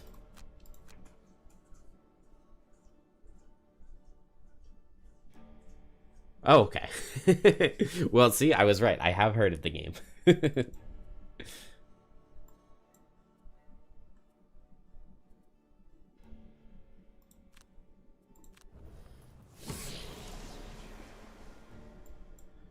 All right, are we ready? Do I want to just go invisible?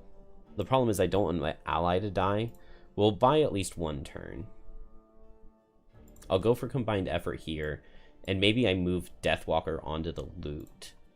And Deathwalker will just move these shadows for 2. That's really bad. These shadows are actually so far away. Move this shadow for 2, this one for 2, this one for 2. And then move this for 5. 1, 2, 3, 4, 5. Okay, so I need to get Strength of the Abyss set to eat a bunch of these shadows.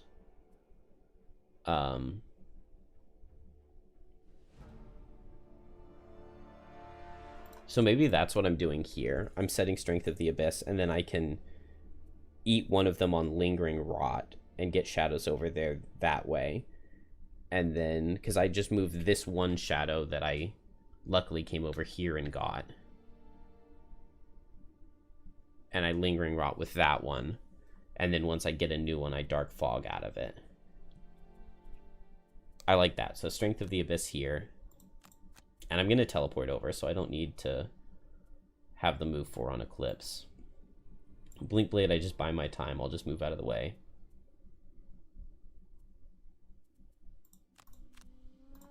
Drifter, we can long rest. And Banner, we're moving Deathwalker to the loot. Moving the Banner further in. And I won't be able to play Unbreakable Wall.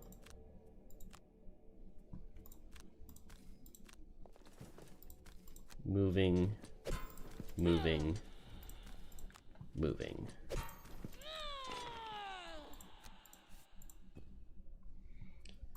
Setting Strength of the Abyss, and nothing.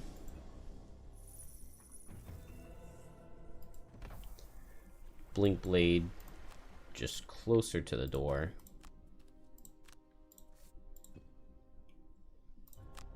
And Drifter long rests. Alright, we're gonna need the move 4. I may need to activate Sustain Momentum just to get there.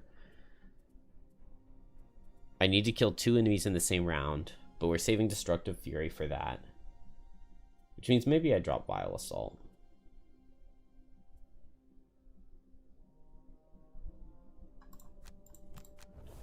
I need a lot of movement. I'm healthy. I don't have that many heal charges. I think this is good. So Blink Blade opens the door and goes invisible, I think. Positioned so that he can get a double hit next turn. Deathwalker goes as late as possible, moves this shadow in, and gets a Lingering Rot off. Banner will move the banner and the Drifter closer. And then the Drifter will go after Banner and move 4 in. And maybe be able to hit something, but probably not.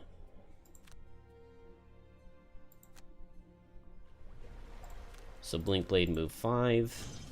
Dodging boulders on you. Only 4 enemies? Archers are standing still.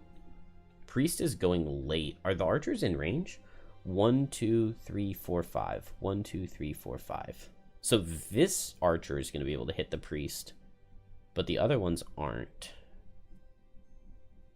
1, 2. 1, 2, 3, 4, 5. What's the scout doing? He's going late and moving in melee.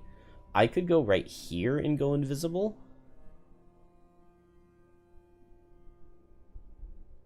And then the priest doesn't get his attack off. Actually, then this guy would move and hit the Banner of Strength, which I don't like. Unless Drifter... 1, 2, 3, 4.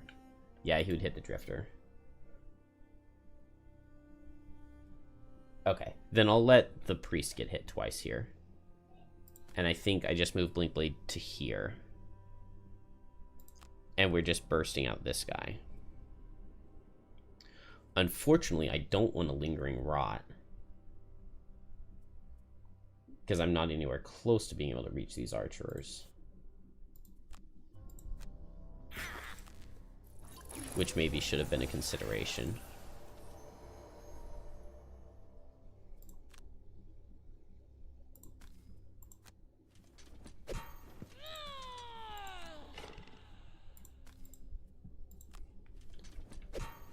Oh, wait.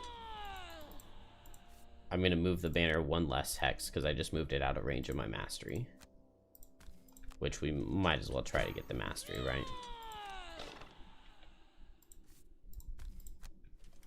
It's going to take forever to get the banner to the final room, but everything's going well enough, and I can just pull the enemies out.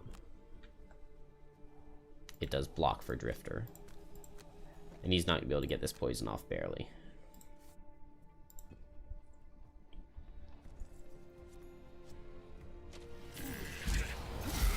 We get good damage. I move this shadow for 5.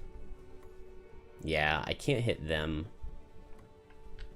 Oh, I don't know if this guy's going up or down. That's so annoying. I can just move the shadow here, and I can hit him either way next turn with Fluid Knight. I would love Lingering Rot on all 3 of these guys, though.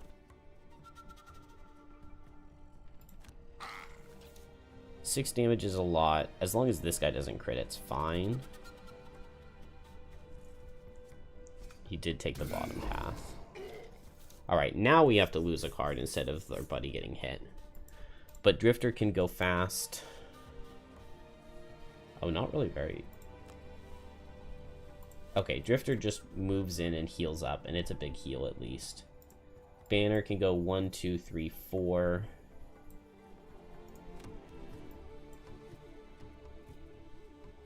and I guess get a wound off. Blink Blade goes late, and oh, I wanted to double hit. I can heal the priest, who will hopefully be next to me. And here I just go fast for my Vanguard and Fluid Knight this guy. This is fast enough.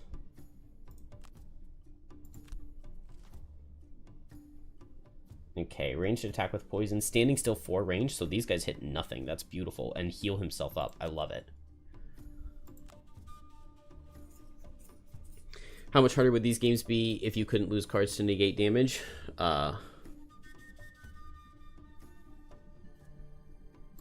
Impossible.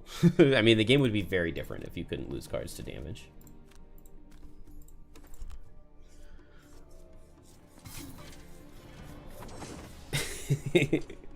It's not unintentional that I'm conditioning people to be nice. That's very intentional.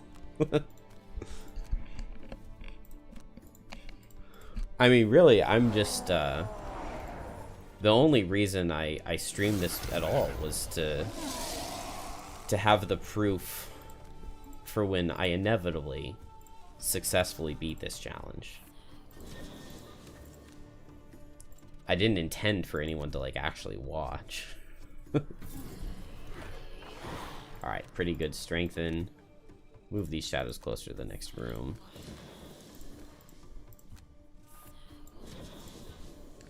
And it's going very well.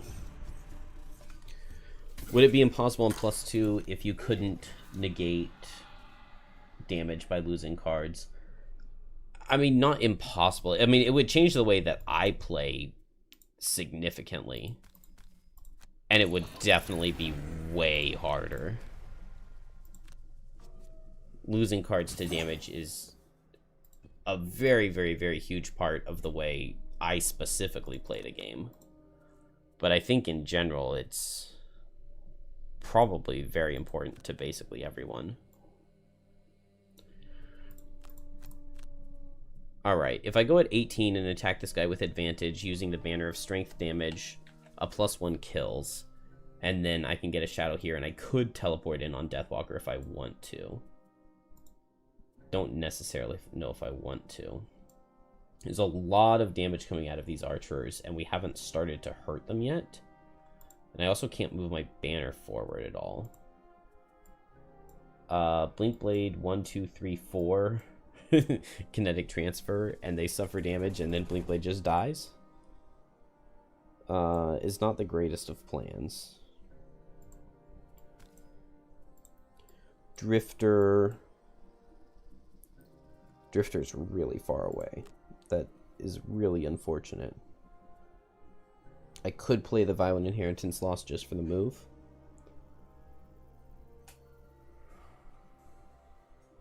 Yeah, the game's obviously just a cakewalk right now.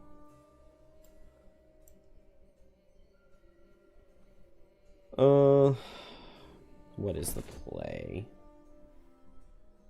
If I go late with Violent Inheritance, maybe I can hit something. Somebody's gonna have to lose a card to damage for the priest, I think. Well, or Blink Blade. Blink Blade doesn't have any cards in hand. I kind of think that it's short rest time on Blink Blade. Blurry Jab sucks. Is it the worst card to lose? I only have 2 of the 7 experience. I think I'm going to lose a different card. Well, Experimental Adjustment would be worse. I think I'm just going Kinetic Transfer, Experimental Adjustment, and I get to start softening these guys up.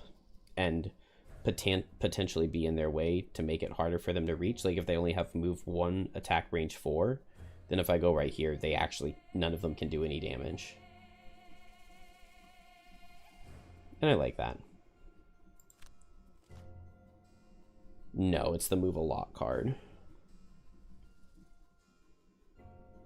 Nice. This guy's not hitting. Although he's probably just going to be dead already. So where does Blink Blade go? I want to be... If I move here, this guy goes 1, 2 maybe? To hit 1, 2, 3, 4? This guy goes 1, 2, 3, and he doesn't reach. No, he would go 1, 2, 3, and he would reach. And this guy would go 1, 2, and not be able to move a third. Yeah, this is good.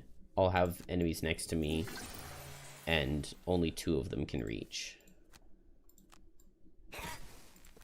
Would it be worth it to pay the token, actually?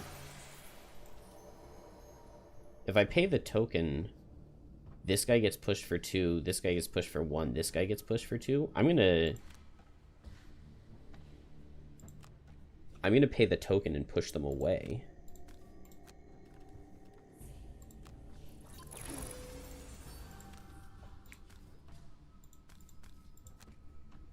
I get 1 less damage on the 2 elites, but now they reach none of my allies.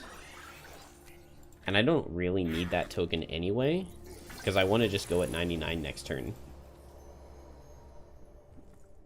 Is experimental adjustment OP? No. I don't think so. Invisibility is good, but you damage yourself. That makes it a lot more balanced, because if you didn't damage yourself, it would be really, really good. But the fact that you damage yourself... See, I can move here, and then I can attack at range and still be within range 3 of my banner.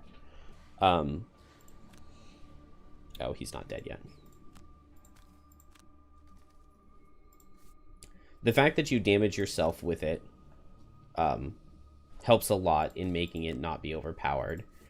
And also, you're having to spend a fast turn to do it. So you're losing a fast turns of effectiveness to just make things suffer 1. And making things suffer 1 is only really super good if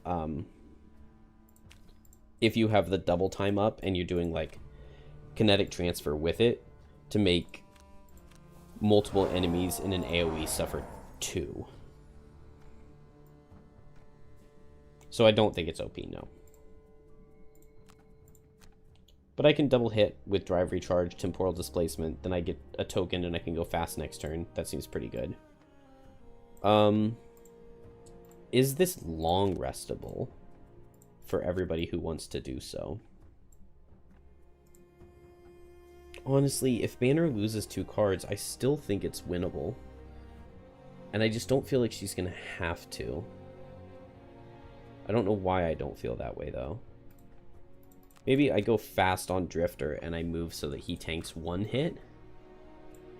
If I move him, like, here, he would tank all 3. Is there any place I can go to? I don't think so.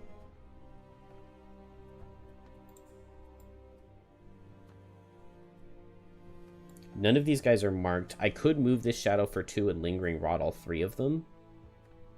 I like that. Forceful Spirits. It's fine. I still have Eclipse to move 4, and I can eat a Shadow to make it a move 6. So I think it's fine. I just move this Shadow for 2, I move these Shadows for 2, and I hit these guys, and I like it. The poison's going to be really good for me.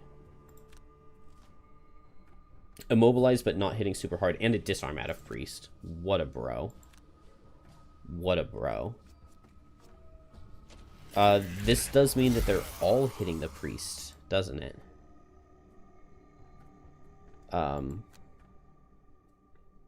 I could move here, and then they would all hit Drifter, and Drifter just wants a long rest next turn anyway. So we'll just move Crushing Weight forward and hit, I think, this guy.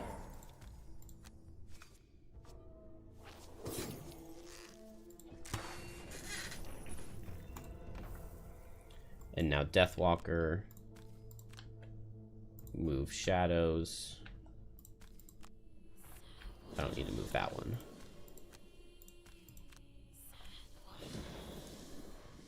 Maybe I should save this Lingering Rod, actually. For the last room. Because it's just 2 hits for 4 going into Drifter. Banner's gonna rest. I actually think I'm gonna save the Lingering Rod.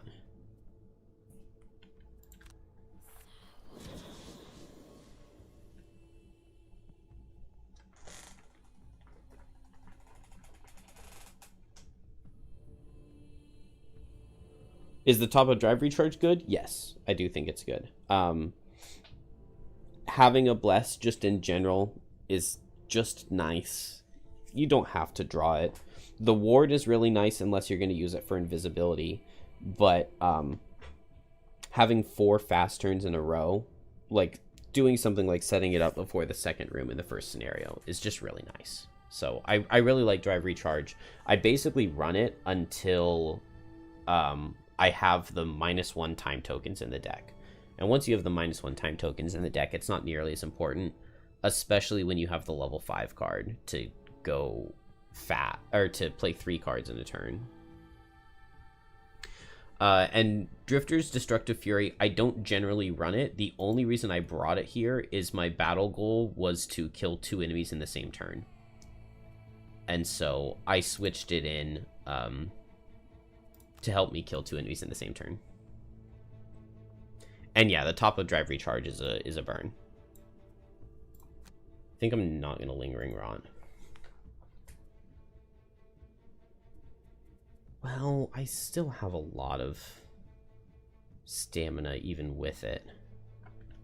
It's fine. I'm gonna do it.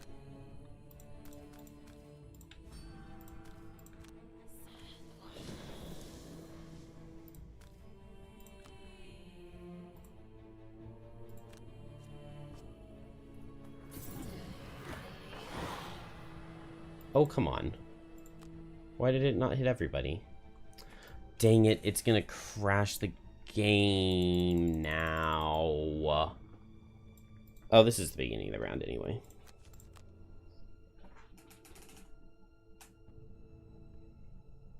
If you undo after eating a shadow. I don't know why my Lingering Rot didn't hit all of them, though. I swear I clicked on all 3.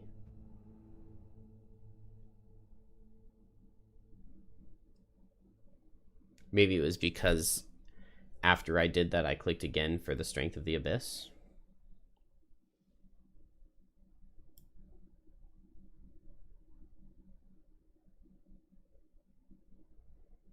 Come on, game, don't crash. We got this.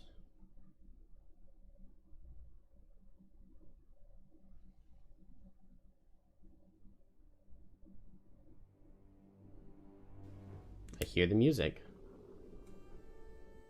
There we go. Alright, so it's long rest, it's go fast and move in. It's short rest. Move shadows and Lingering Rot, and then I think it was that.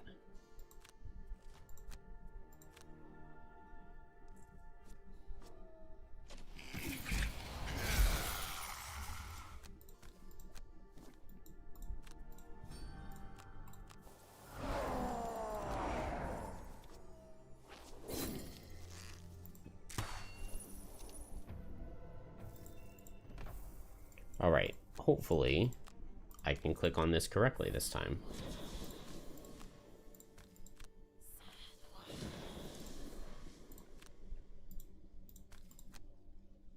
Here, here, here. Strength of the Abyss, remove this shadow, and hit here. Okay, so yeah, that did undo it. So now I just hit those. And now we hit all of them. I don't need to mark this guy. I will leave this guy marked. And then do not switch the mark.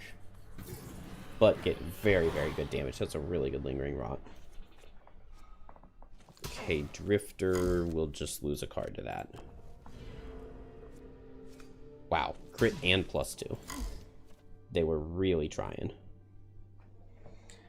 And then now Blink Blade. I could heal 2, but I think I would rather double attack.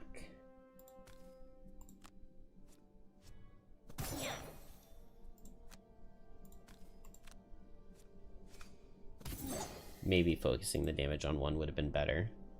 I was thinking I wanted some shadows, but Unbreakable Wall is actually not bad in the last room. Oh, but I don't have my banner. I have to do a lot of work to get my banner. So let's regroup to get it in. And I'll just Driving Inspiration to pick up this kill. And then I can go at 19. This guy will die. I'll have a shadow here, and so I'll just Fluid Knight. And I'll just move with my bottom and eat this shadow as I go. Then Drifter is long resting, and Blink Blade, I can just go fast. And Twin Strike should be fine. Good. We gotta speed them all around. Zeke, pick up a kill. Okay, nice. And I get my shadow. Banner now can hit this guy. Barely doesn't get him. Move the Banner of Strength. And this guy can open the door, so I'm just going to move him back.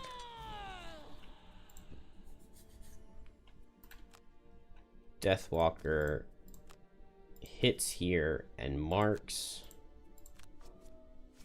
Beautiful. It's only one shadow now for the next room.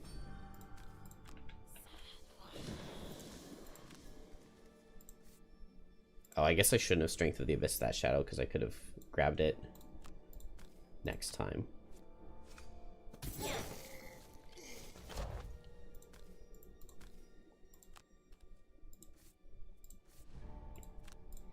All right. Good second room. Oh, and we got the Arrowvine. That's very, very nice. I should not have used that heal, but it's fine. We can drop Violet Inheritance. I've got plenty of characters to pick up all the loot. And here I just move the Banner. Move, move, move. 1, 2, 3, 4. So I'll go late and move 4. I still have my ward from the road event.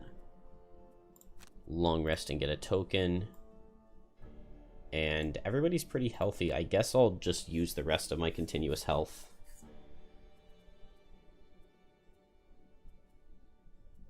And heal up the priest.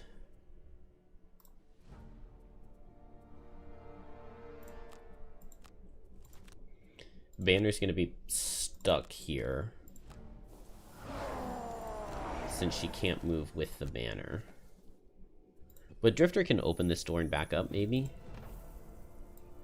And maybe eventually Scouts will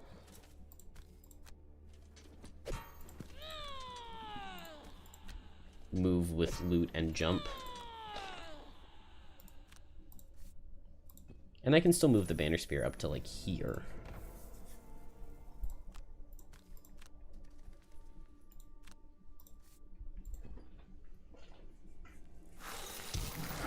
Yeah, it has been a pretty clean level so far. Getting wards from the road event turns out really helps.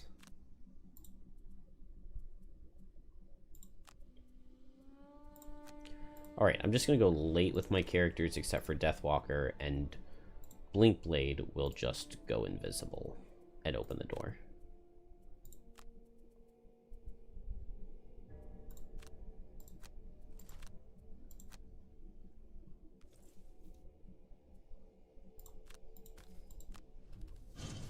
Finally. Okay, that's ranged attack with reduced damage and impair.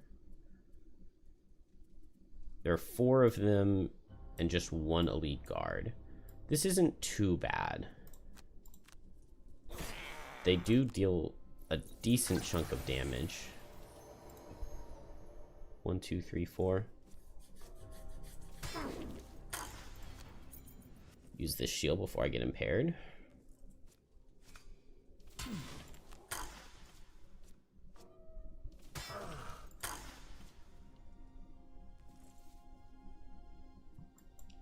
Banner Spear. 1, 2, 3. I can go to here, but I'm not in range to hit anything. So we'll just stay within 2 of the Banner. Do I have my range 4 card next turn? No. I either long rest or short rest. But these guys have all gone now, so I'm safe to move in. I can get a 3 target Destructive Fury. Oh, if I go here, I get a 4 target Destructive Fury next turn. And I have 4 charges of Crushing Weight, so we just need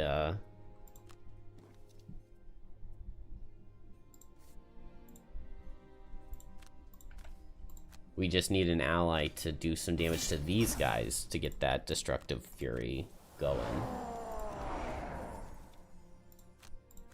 Now Lingering Rot would be nice. Alright, I don't need to move 4 on Eclipse anymore. And I don't need to go late because my battle goal is to go fast. Scouts in Frosthaven are good at finding the enemy, but not great at actually killing them. Yeah, it's just their ranged attack with Poison card is the only thing they have that's in any way scary. Alright, I'll regroup to move the banner in quite a bit. And then here, I'll just go fast and move the shadow in and hit with Fluid Knight. Unfortunately, since it's just 1 shadow, I don't get to Strength of the Abyss it as well, but that's fine. I guess I can't Destructive Fury right now, so I'll just heal myself up in Fortitude. And then Blink Blade has to go late. Drifter could be in trouble, but worst case scenario, he just backs off for 2 at 14 speed. It is moving melee on everything. So yeah, I think I do just back off. Because if I stay here, I get hit for 5 and 5 and 5. But if I just move here,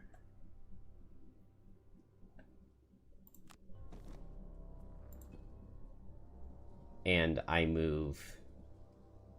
Oh, I wanted to move the banner forward. This walls off using Blink Blade's invisibility.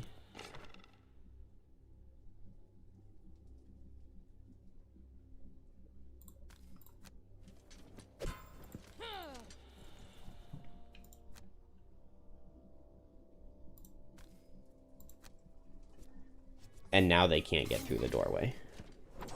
And we've actually kept the banner of strength in range the whole time. As soon as you walk into a room, they're like, we found the enemy, so our job is done. Can we go home? Well, don't forget when they really feel the urge to move and loot right in front of your face. Especially in the one scenario where you're trying to defend their home. And they take all the time. I didn't mark the guy. I didn't mark the guy and get his shadow, and I crit him and killed him. And if I undo it, it's gonna crash because I ate a shadow.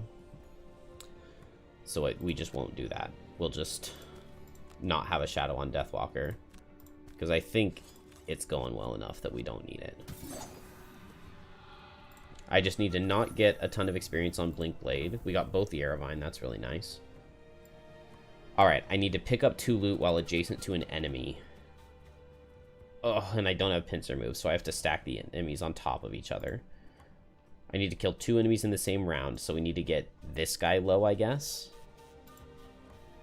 I need to continue just going fast and attacking every turn. I have Dart for Black Barrage, so I guess I just move here. 1, 2, 3, 4, 5. Yeah, and I target this guy. Blink Blade, just Twin Strike this guy and Kinetic Transfer and start moving Blink Blade over here. And Blink Blade can just deal with the Ice Sheet.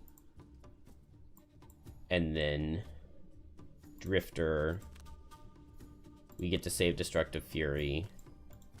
I don't want to go for the loss yet, though. So let's just sustain momentum.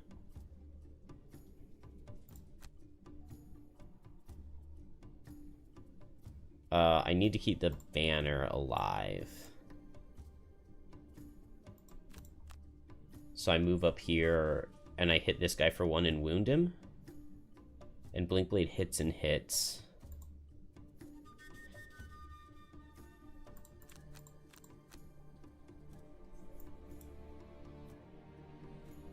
No, I can't go for the Destructive Fury yet.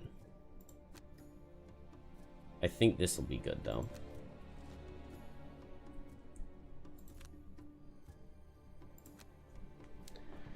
So banner just runs to here. Keeps her banner safe. This guy's only getting attacked for 2. Okay. I might not get to use him, but...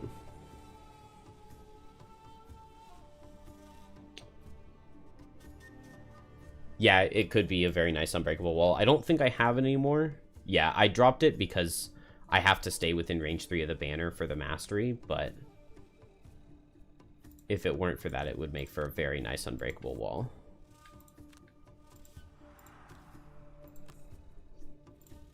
Let's actually mark this time so that I can get a shadow.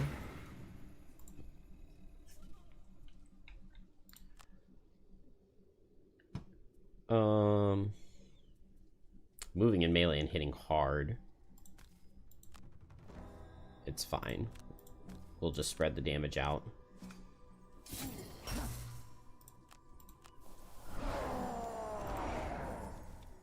I could have definitely used my scepter. Blink Blade hits. Gets XP and hits. Does that kill?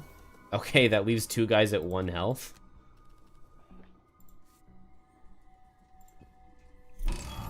That sets Drifter up pretty well. Got the Tranquil Shoes. 1 lumber, 1 metal.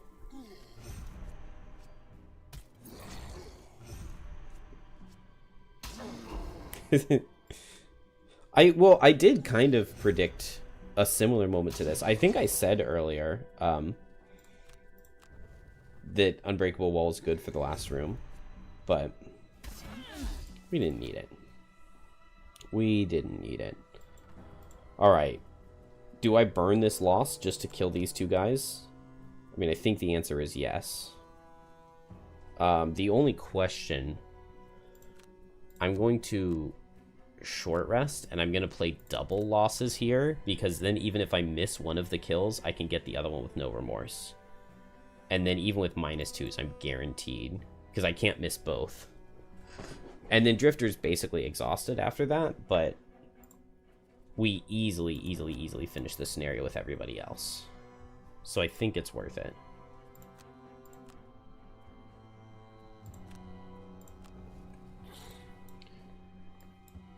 And then here I can just...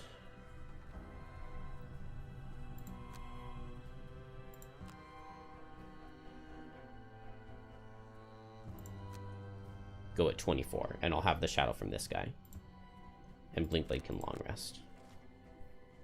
Scouts have attacked every turn. Priest... okay, the Priest is going to hit one of these guys in front. Not the 2 guys with 1 health. That I'm playing 2 losses for.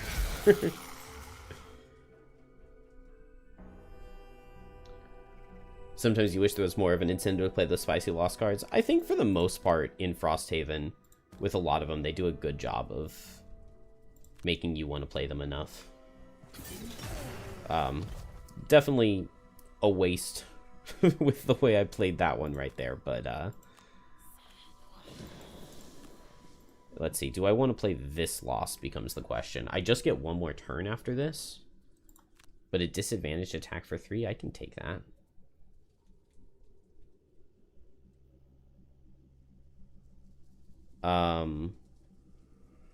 Banner needs to pick up 2 loot while adjacent to an enemy. The only way to do that is to move one of these 2 guys. Oh, I should have stayed there so it was disadvantage. Dang, and the only way to move them is with Javelin.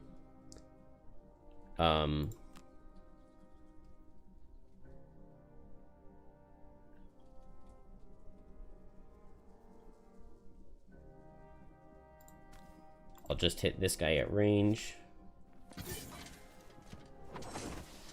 And move here. And I'm still in range 3 of the banner. And then I can pull this guy onto this hex with Javelin. Oh, that would get 2 loot there, but I need to loot it while I'm adjacent to this guy, which is not easy to do.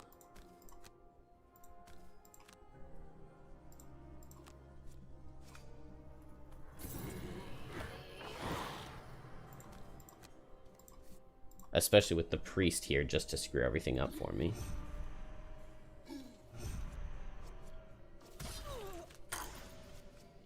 Hey, nice job, Drifter.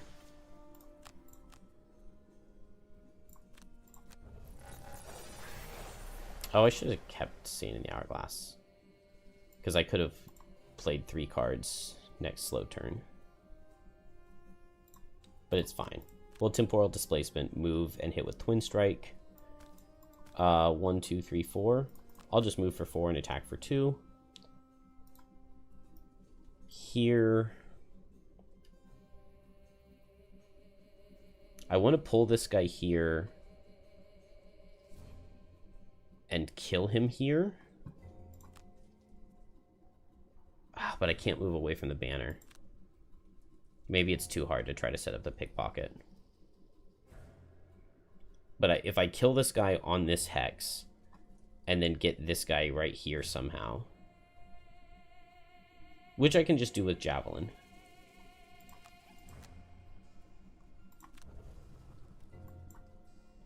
So I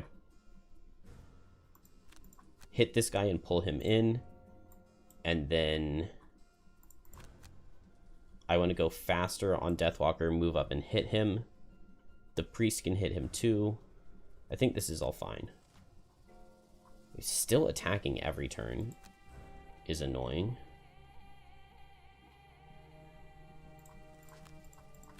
Go fast so I don't take Retaliate.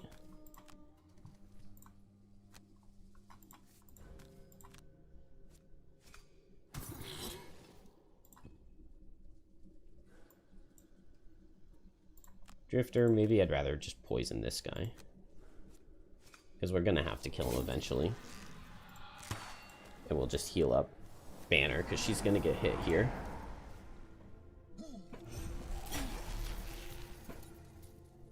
I need this guy to be going down.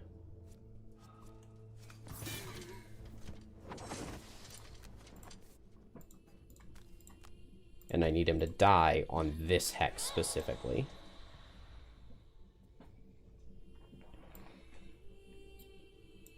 I could send Blinkblade over this way to just hit him right now. I kind of like that. Because I got plenty of time to destroy the thing. Nice. Okay, that's really good. I'm going to lose a card to that damage because I want to short rest this next turn. Because short resting, and I would have lost Javelin, but now if I just play Javelin, I step here, pull this guy here, and I get my pickpocket. It was difficult, but we got there. And Blinkblade just runs over this way. 1, 2, 1, 2, 3, 4, and then attack at range. And then here, I Fluid Knight. And I hopefully kill this guy. Dang, he's going to hit Banner really hard. But set for the charge, I pull him in. I guarantee get the battle goal.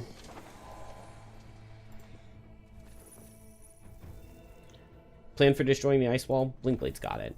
And the priest, they've got a lot of stamina between the two of them. I'm not worried. Boom. Deathwalker gets the final enemy, basically. Nice, we don't even take his hit.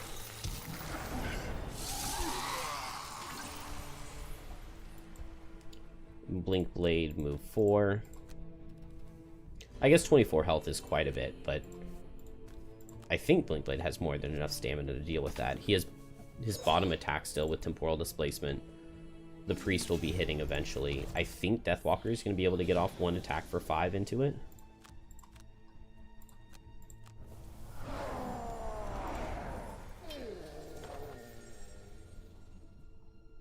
Oh, hopefully Banner exhausting doesn't count as failing the battle goal. 1, 2, 3, 4, 5. Oh. Okay, I cannot get off a Fluid Knight.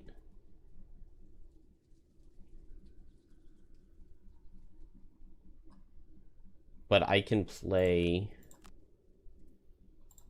Finally, I want to burn Fluid Knight. I can play Shadow Steps Lost, move forward, and get an attack 5 with Dark Fog. And then Blink Blade, we just slow play it, and the Priest will get over there eventually. I'll go ahead and eat this Shadow just for the experience.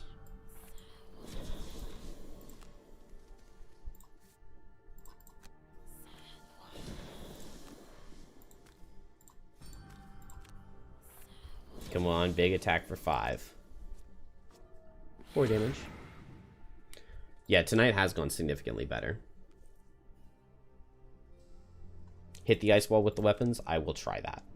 That is very good advice.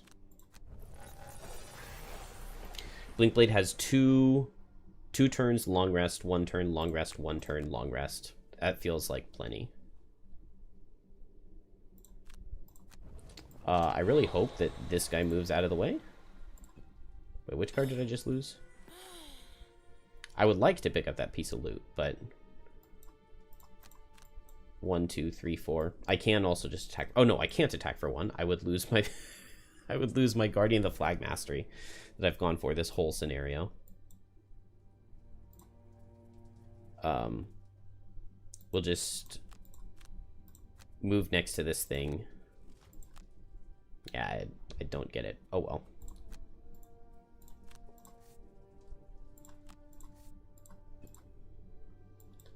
Blink Blade moves next to it. Makes it suffer. Hits it. I can still get an experience and I don't mess up the layabout. It would be funny if we died, if Blinkblade just started missing every single attack and the Priest doesn't move enough to ever hit it. But I don't think that's going to happen. I guess I'd rather go fast here, wouldn't I? I'm attacking for 2 more damage. It's just one of them is at disadvantage, but this one's advantaged. Aw, dang. I could have had +1 at disadvantage. I still got the 0, though. Alright, hopefully I don't fail the mastery just because of Banner Spear exhausting here.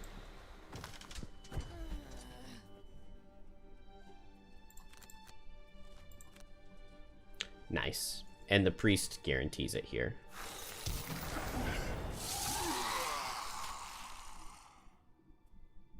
If I wanted to, I could move 1, 2, 3, 4, 5, 6.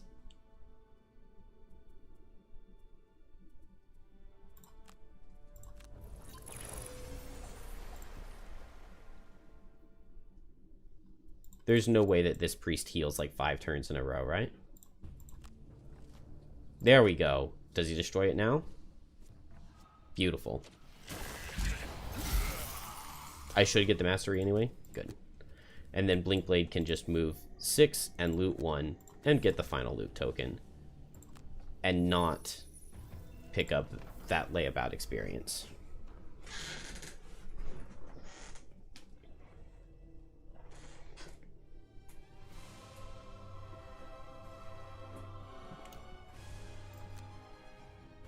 No, I didn't get the Guardian of the Flag Mastery. So Banner Sphere can't exhaust. That's sad. Wait, why didn't I get Pickpocket? Collect 2 or more loot bags by performing a loot ability while adjacent to 1 or more enemies. So it doesn't count end of turn looting for doing a loot ability? That's definitely a loot ability. Man, I spent so much time setting that up. And I lost the mastery because I was setting that up, because I short rested multiple times and Banner would have still been alive at the end. That is dumb. You should definitely get Pickpocket for what I did. I also killed 0 guards on Drifter. Whoops. But we got 2 check marks, 2 check marks, and 2 check marks. robbed. Man, I picked up every loot token, and this just looks so underwhelming. A little bit of wood, only 2 metal again. 4 hide. Only 12 gold. Did get the tranquil shoes. And we did get all of the herbs. Deathwalker with the most damage, to no one's surprise. Most damage and healing done by Drifter. 34 healing is absurd. 14 experience gained for Deathwalker. And 6 spyglasses used. Oh, I love the Deathwalker. Such a good character. And she hit level 2. Frosthaven loot system is by far the thing you dislike most in the game. I think there is just a bit too much of it. I think I like the idea behind the system, but I would like to see more rewards and scenarios themselves. Like, I would like to see more scenarios just give out like 1 or 2, or like 2 wood as a reward. And I would like to see more chests that just have like flat gold in them or something. Like, it feels really weird, specifically in trying to route a speed run, like looking at all of the chests and all of the scenario rewards and just being like, oh, there's not anything like super good in any of the chests. Like, it's really hard to go to a specific level to find a specific something. And so, especially with the herbs, like, herbs can be a really important resource, and it feels kind of bad when you don't know all of the potion recipes. And so it's like, if you like, it feels like there aren't very many flame fruit levels early on in the campaign, and so it's very possible to just not encounter flame fruit for a long time. And I don't like that. So I wish that it was a little bit easier to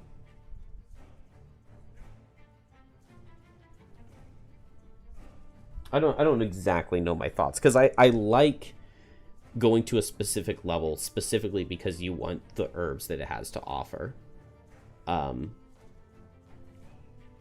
But I think Frosthaven Digital not being able to spend inspiration is really bad. So once you can spend the inspiration to help build the buildings that you want specifically, that'll be a big improvement, because that's definitely something that's missing right now.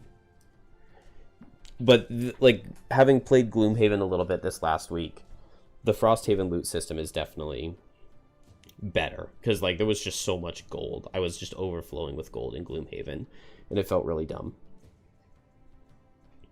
But it also hurts when you specifically want like 1 metal and you go play a scenario and you just get wood and hide and gold.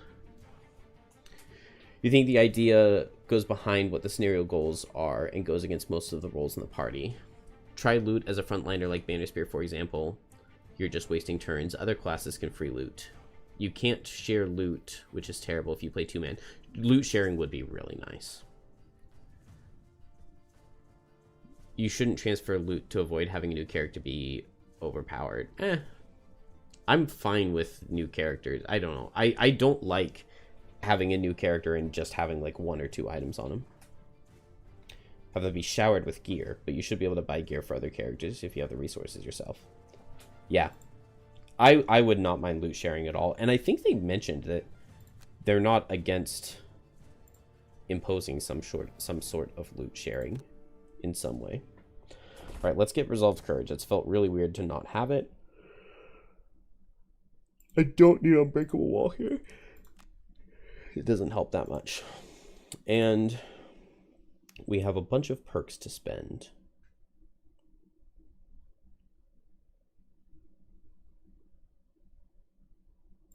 Take out the -2. Deathwalker, let's just grab the Move a Shadow, or let's take out 2 -1s. We'll get the Move a Shadow when we level. And Blink Blade will take out the -2. Let's also bring Rest in Shade on Deathwalker and Wave of Anguish.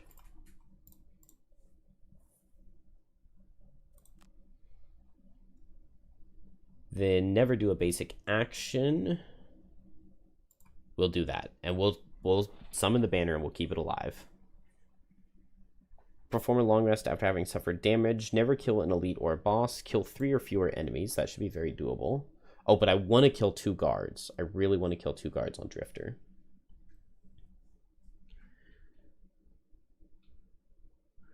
Or would you want to travel with another mercenary who's extremely underpowered in both levels and gear? I agree with that.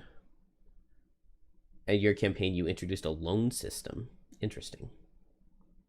With your buddies who play Frosthaven on tabletop, he house ruled it to where we allow item trades.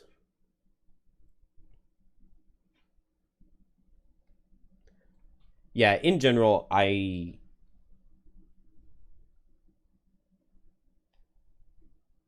think I like loot sharing. I don't think I've really used it much. Well, there's kind of a loot sharing system built into the game because you can, when you're playing physically at the mining camp and the logging camp and the hunting lodge, you can spend your gold to buy those resources for other players, which is not something that you can do in digital. But that's way, like, a new character that doesn't have any gold, you can spend your gold to buy them resources for them to get items. And so I do like that they implemented that as a way to kind of get around it. One or more of each monster type. It's just... Oh, but that would mean both of the bosses. So that's not going to work. So we'll kill something with disadvantage. That's not a very good idea. We'll see if Daredevil works with persistence, but I don't think that it does. Or maybe it's that it's not supposed to, but it does. Never do a loss, kill an undamaged enemy, kill 1 or more elite enemies. Alright, 2 guards on Drifter is the main thing I really care about here.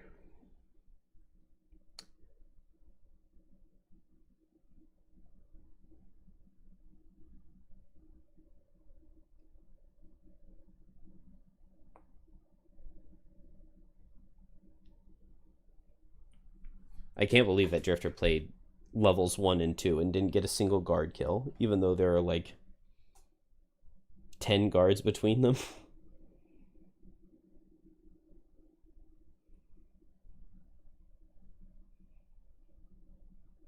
Oh, come on, load.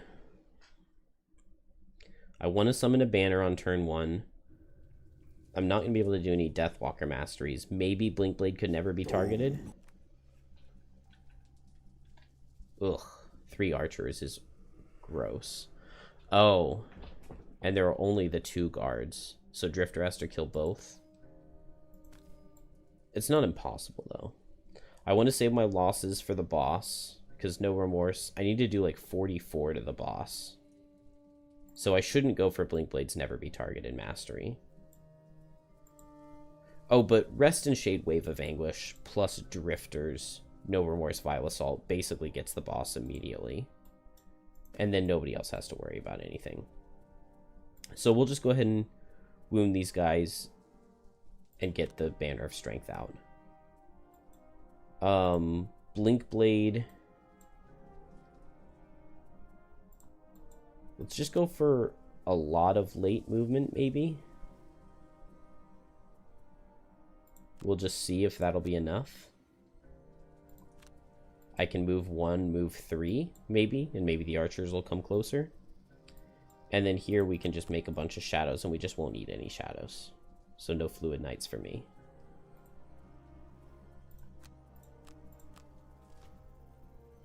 Ooh, moving in traps. That's pretty nice for me.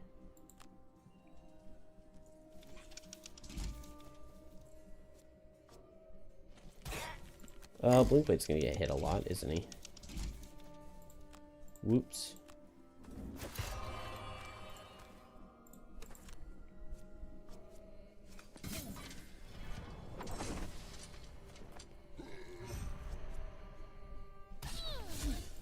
Come on, Blinkblade, you know you want to live? No. Blinkblade, in fact, did not want to live. We'll drop sap speed.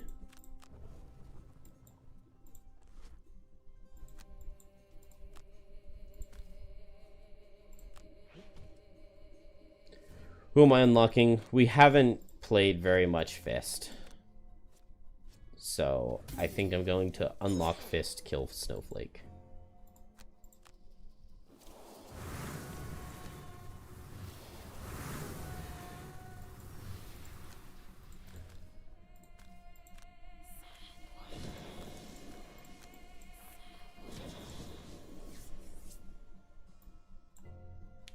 All right, what is the play now? I could pull them in and Unbreakable Wall both. Oh, I dropped Unbreakable Wall. That's fine. Drifter wants the kill on these guys. Blink Blade, what's the play? I mean, it's probably gonna just have to be invisible, right? Move here and go invisible. Because otherwise this is way too sketchy. Hit it range and go invisible is good.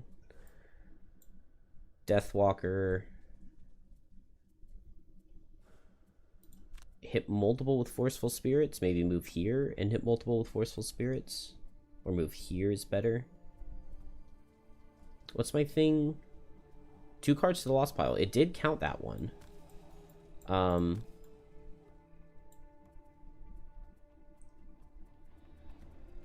So what if we just play Shadow Step now? Yeah, that gets me another Shadow. I like that. We'll just play Shadow Step to get a Shadow out and get another loss. I don't need to play that right now, though. I'll just do it in this rest cycle, and that'll be fine.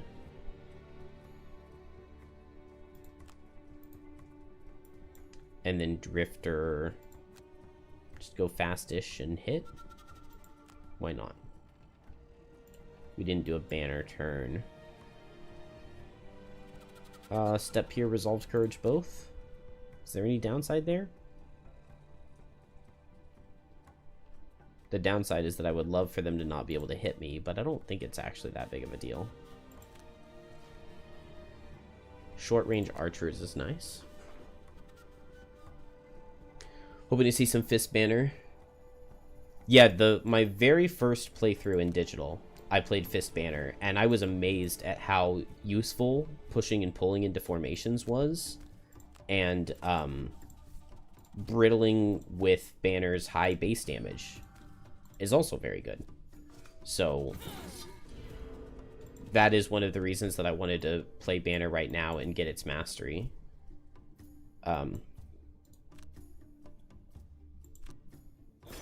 Get banner built up to help with Fist a bit. Big damage? Not big damage. We have extra -1s in this level, which at least means we're less likely to miss. I kind of want to just double hit this guy. I don't get the wound out of him.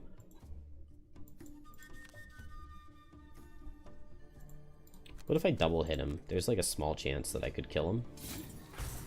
I don't think so anymore. Well, yeah, probably not. Alright, the invisibility on Blink Blade plus the traps that they placed worked very nicely for me.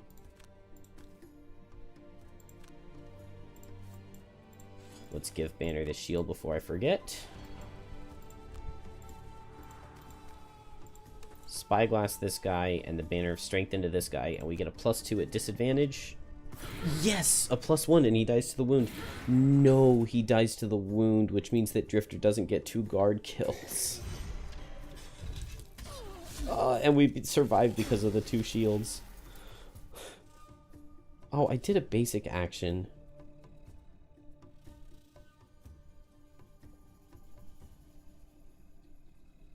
It was with pincer movement, too. So I could have played just a move 1.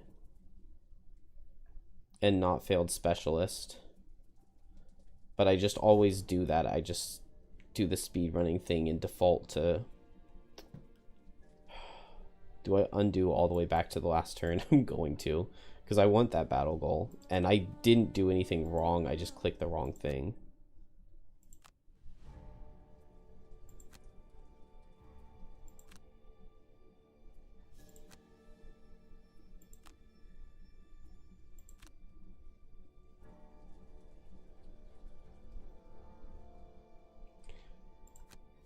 Blinkblade is a twerp. It's also really weird that Blinkblade is ever able to even accomplish anything, because it feels like it shouldn't. Like, especially when a lot of what you do is just going invisible and, like, hoping. I don't know. I never understand how Blinkblade, like, does well. But somehow it does. Somehow it just works.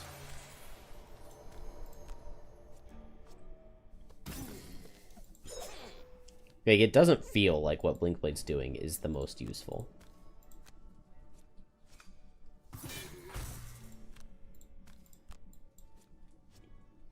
Alright, make sure we do everything exactly the same.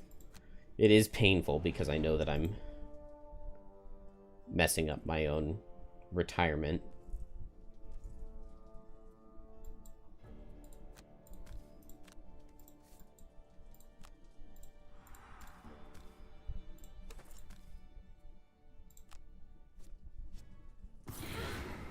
Really nice +1s when the level gives you extra -1s. I appreciate it. And then, oh, what? Oh, I didn't give him the shield with Deathwalker.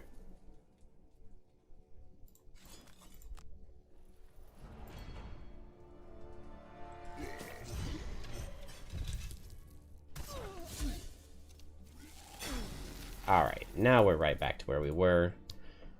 And I guess hopefully Drifter can pick up one of these kills. Go fast, back off, and regenerate myself. The only problem is I would love to save the move, the regenerate for moving the banner, but maybe that's just not possible. I really want to, though. Let's see. Yeah, I can get heals from Drifter. Let's just poison this guy and heal up. And then I don't really want to use a shadow. I can shadow step Strength of the Abyss. That'll be fine. I just hope that the archers don't reach, but I don't think they really will. Nice, especially if they stand still. 1, 2, 3, 4, 5.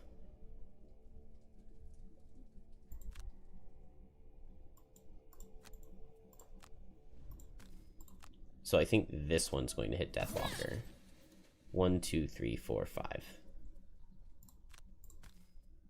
Make sure I don't accidentally use a default basic action. I almost clicked on it there.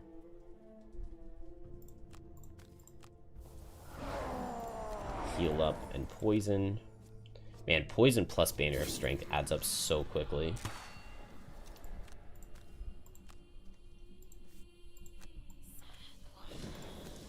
This is now an attack 8 out of Deathwalker.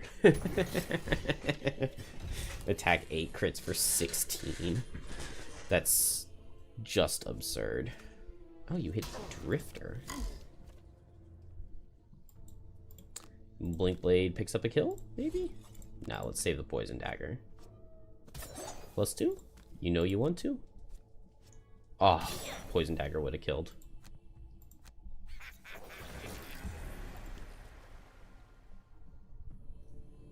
Alright, what can Blinkblade do here?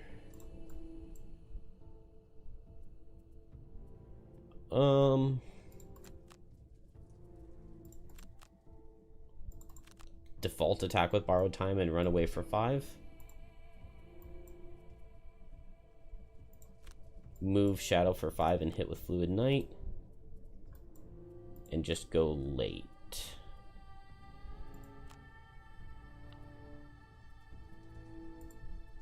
And here, I'll move ally, move banner. And then next turn I move banner again. Hopefully, Deathwalker being the overkilling machine theme stays. Hopefully we just continue that for forever. We have extra -1s, so Blinkblade, just draw one of those extra -1s, please. Thank you. We get more traps out of these guys. Move 1, 1, 2, 3, 4, 5. 1, 2, 3, 4, 5. Blinkblade can take a hit.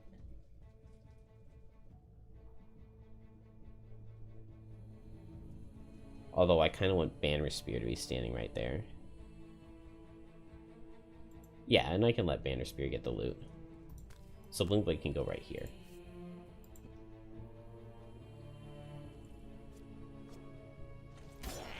Oh, is he gonna trap his buddy? No, they can't trap on loot. Okay. Oh, that's interesting. Definitely not where I expected him to go. But I don't disagree with it.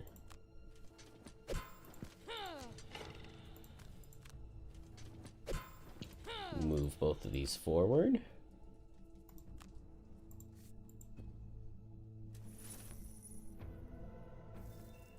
Oh, multicolored cloak. Definitely not the best.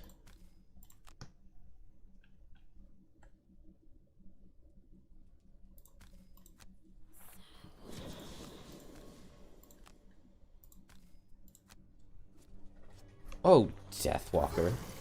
That one wasn't even overkilling. That one was just tryharding. Let's see. Who do we heal? Who do we heal? Who do we heal? Let's heal Blinkblade. Because I have moved to heal 2 for myself. Having Javelin to pull this guy in would be nice. I don't know if regroup to move the banner really is in my best interests.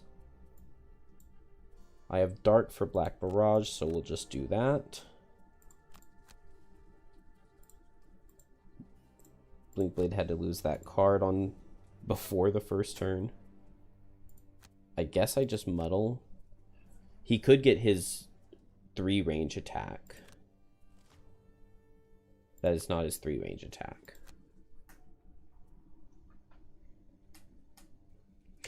There's a DC comic book character called Booster Gold who's like that, and I thought the concept was always really funny. He's an average bloke from the future who time travels to the present day to amaze people with the super technology he brings back. That does definitely sound like Blinkblade. Alright, we'll move the banner forward.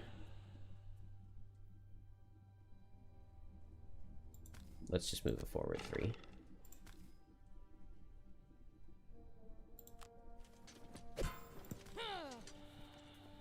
Oh, I should have moved the Blinkblade onto the loot. I wish Banner Spear could grant the movement to herself.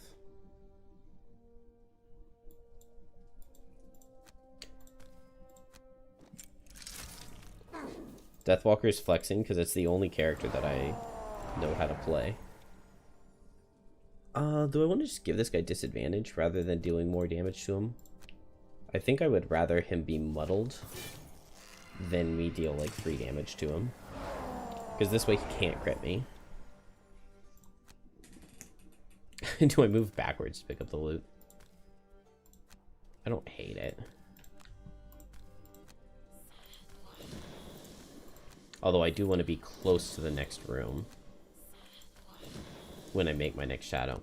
I'm also really tired at this point. Oh, and I definitely could have attacked before leaving the Banner of Strength. Oh well.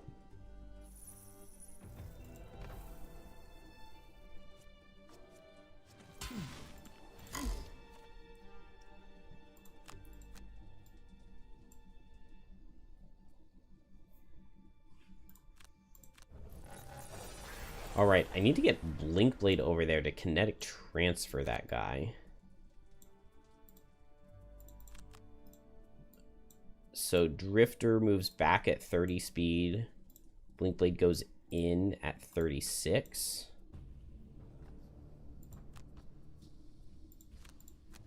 And I just hit him with Drifter, back off. Move in with Blinkblade, hit him. His 32 initiative card would be so annoying right here because it goes right in between my characters. So he just won't get his 32 here. 16, that's fine. Oh, that's even... it's not better. Especially if he wants to pull a +2 onto Drifter. Come on, game. Come on. Don't be like that. Don't be like that. So much for me muddling him last turn.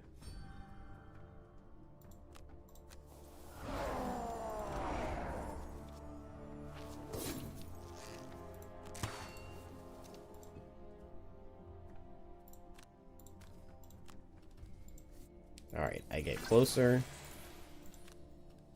I get closer.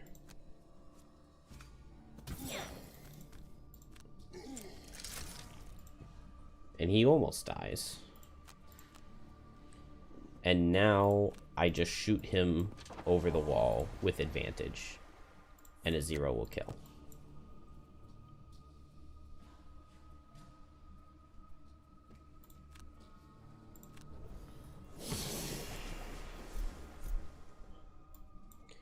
Alright, if I move this shadow for 2, yeah, I can teleport to the other side. So we'll move all shadows for 2.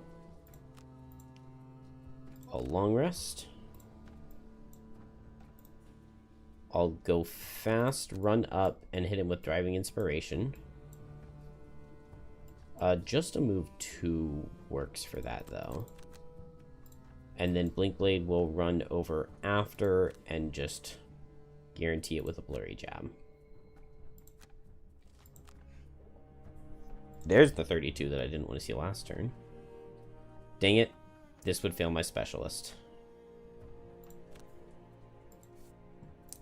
We're just not going to do anything. Saw it just in time. Blink Blade. I'd rather get the wound going.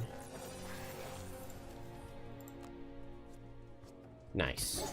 Good job, Blink Blade. Oh, dang. Blink Blade needed to kill 2 elites. Well, that's not going to happen.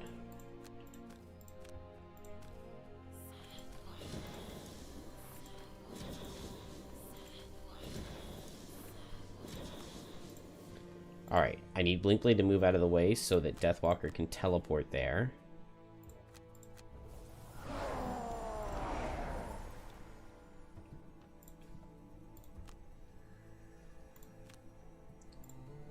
Deathwalker can just go late and teleport over there and then make a shadow there. And then from here, 1, 2, 3, 4, 5, 6. I think move 6 on this shadow is enough to reach the boss. Drifter, we just 1, 2, 3. I'm pretty sure Snowflake's right here. So if I'm just in front of the door, I can No Remorse and make it there. And Banner, I think, is just not really playing for the rest of the level.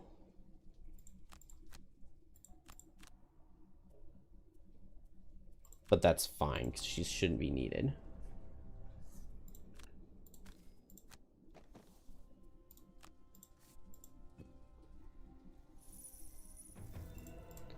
Drifter gets a medal. Banner Spear. Slowly but surely get the banner closer. Blink Blade just back off 1. I didn't mess up my Specialist, did I? Is there no way to check? I mean, I know I moved with Combined Effort and I just skipped the other one, so it shouldn't have messed it up. Teleport here. I played Wave of Anguish. Okay, good. I didn't mess up Specialist. I guess I just move 4 and skip, and then I can move the banner 3. Drifter's just ready to go. I can just move a Crushing Weight tick backwards. Here I make another shadow. And I'll drive recharge.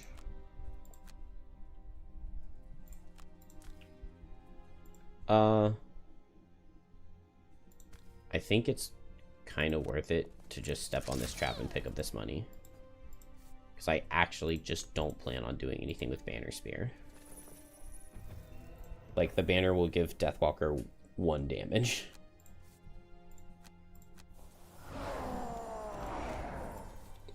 And maybe I'm going to end up failing this level in a similar way to how I have before, but I don't think so. I wonder if killing the boss will count as killing an elite enemy.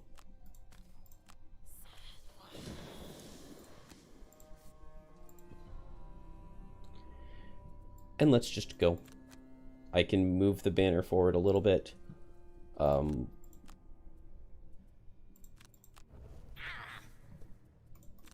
Blink Blade will just run in and cascading reaction. No Remorse Vile Assault. And Rest and Shade Wave of Anguish. Wasn't really planning on Blink Blade opening the door, but it's fine. With the final... Nice. She's moving melee. Last at 36. Ice Speaker's gonna shield, move up, and hit Blink Blade. It's fine.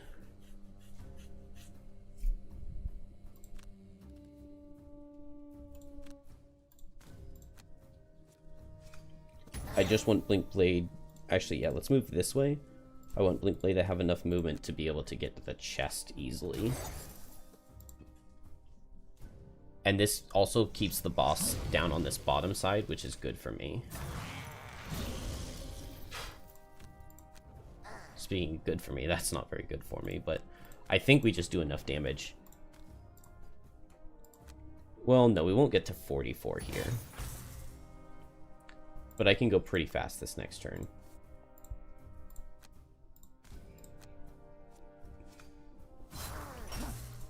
Don't miss. Nice. 18 of 44.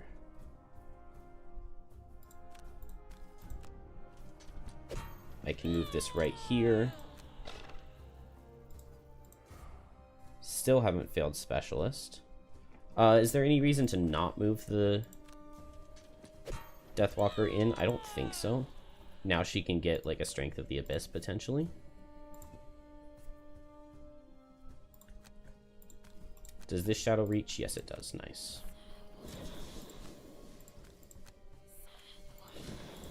Oh, I did move out of Banner of Strength range.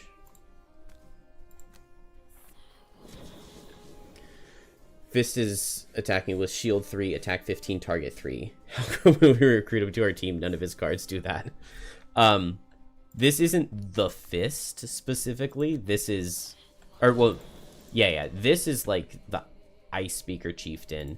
And he just sends somebody from his Ice Speaker clan. But not necessarily the Fist itself. But yeah, I wish that this were a regular playable character.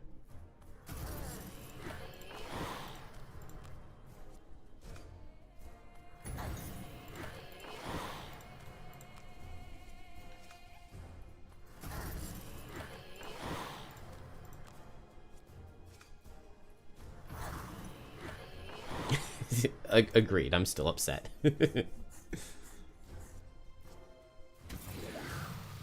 Oh, she hit him because he had a lower initiative. It makes sense, it's just not the way I had pictured it. If I move 1, 2, 3, 4... Nice. Okay, I can just hit with Driving Inspiration, and that will give me like 38 of 44. Blink Blade can go at 2 and not do all too much.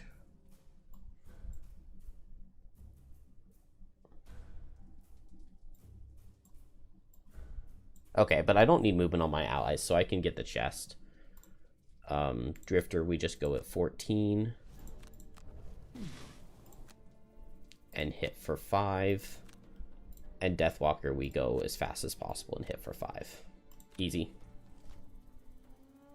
Easy, they're all super late. Love it.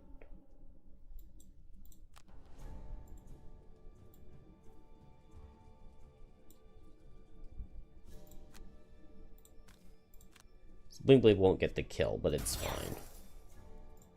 And nobody else needs their movement.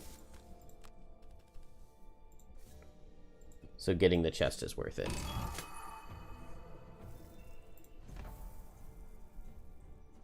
Here I need jump boots now. But with move 3 and strength and attack. Nice. Alright, that's half the damage.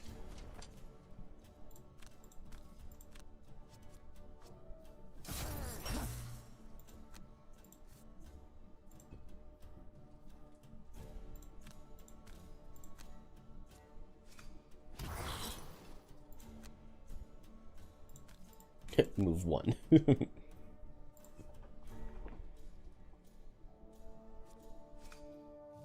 Oh, come on, Fist. You can do better than that. Also, she really chose to hit me over hitting him. I guess she couldn't have removed the disadvantage. Well, basically, no matter what, Fist is guaranteed to hit her and kill her. So I'm just going to long rest Drifter. This way he could lose cards to damage 3 different times and be fine.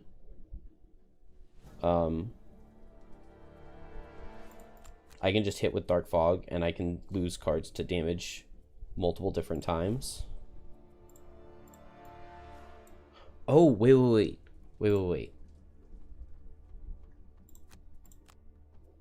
Blink Blade can go over at 2 initiative and guaranteed kill with experimental adjustment. Actually, I can also do it with kinetic transfer. And then I don't have to steal movement from my allies. And maybe he'll get his battle goal for killing an elite.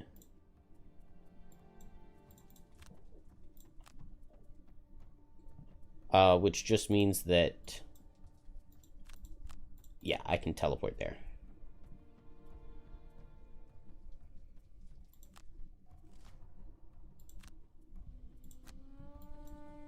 Blink Blade, move forward. Do I get the Hunter?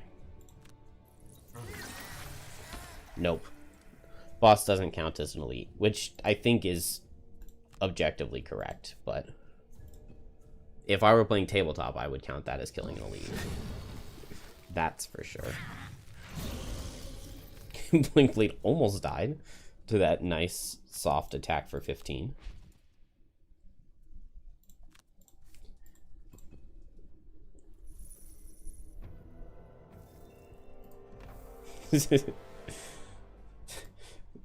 I know I had one attempt one time where I was just waiting for them to kill each other, and the Fist missed the snowflake enough that I ended up losing.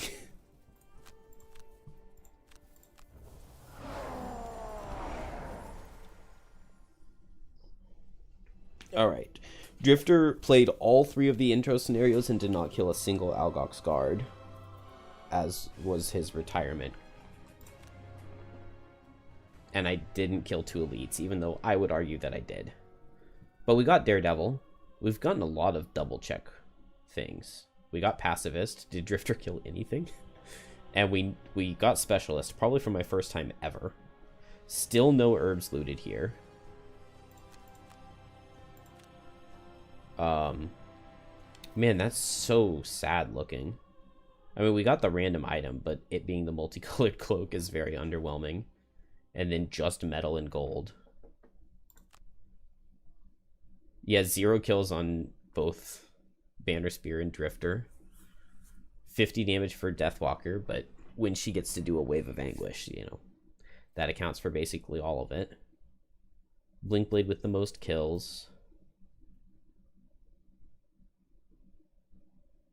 Fair enough. 22 healing on Drifter. 5 loot tokens. 1 chest. Shouldn't I have picked up 6 loot tokens? Because there were 4 enemies in the first room and I picked up the bosses. So I guess I... oh, never mind. There's the 6th token. Multicolored cloak. When you get attacked, you get to create a wild element.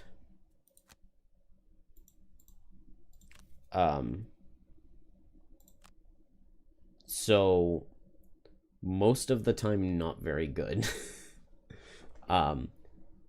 It seems playable for Gemini.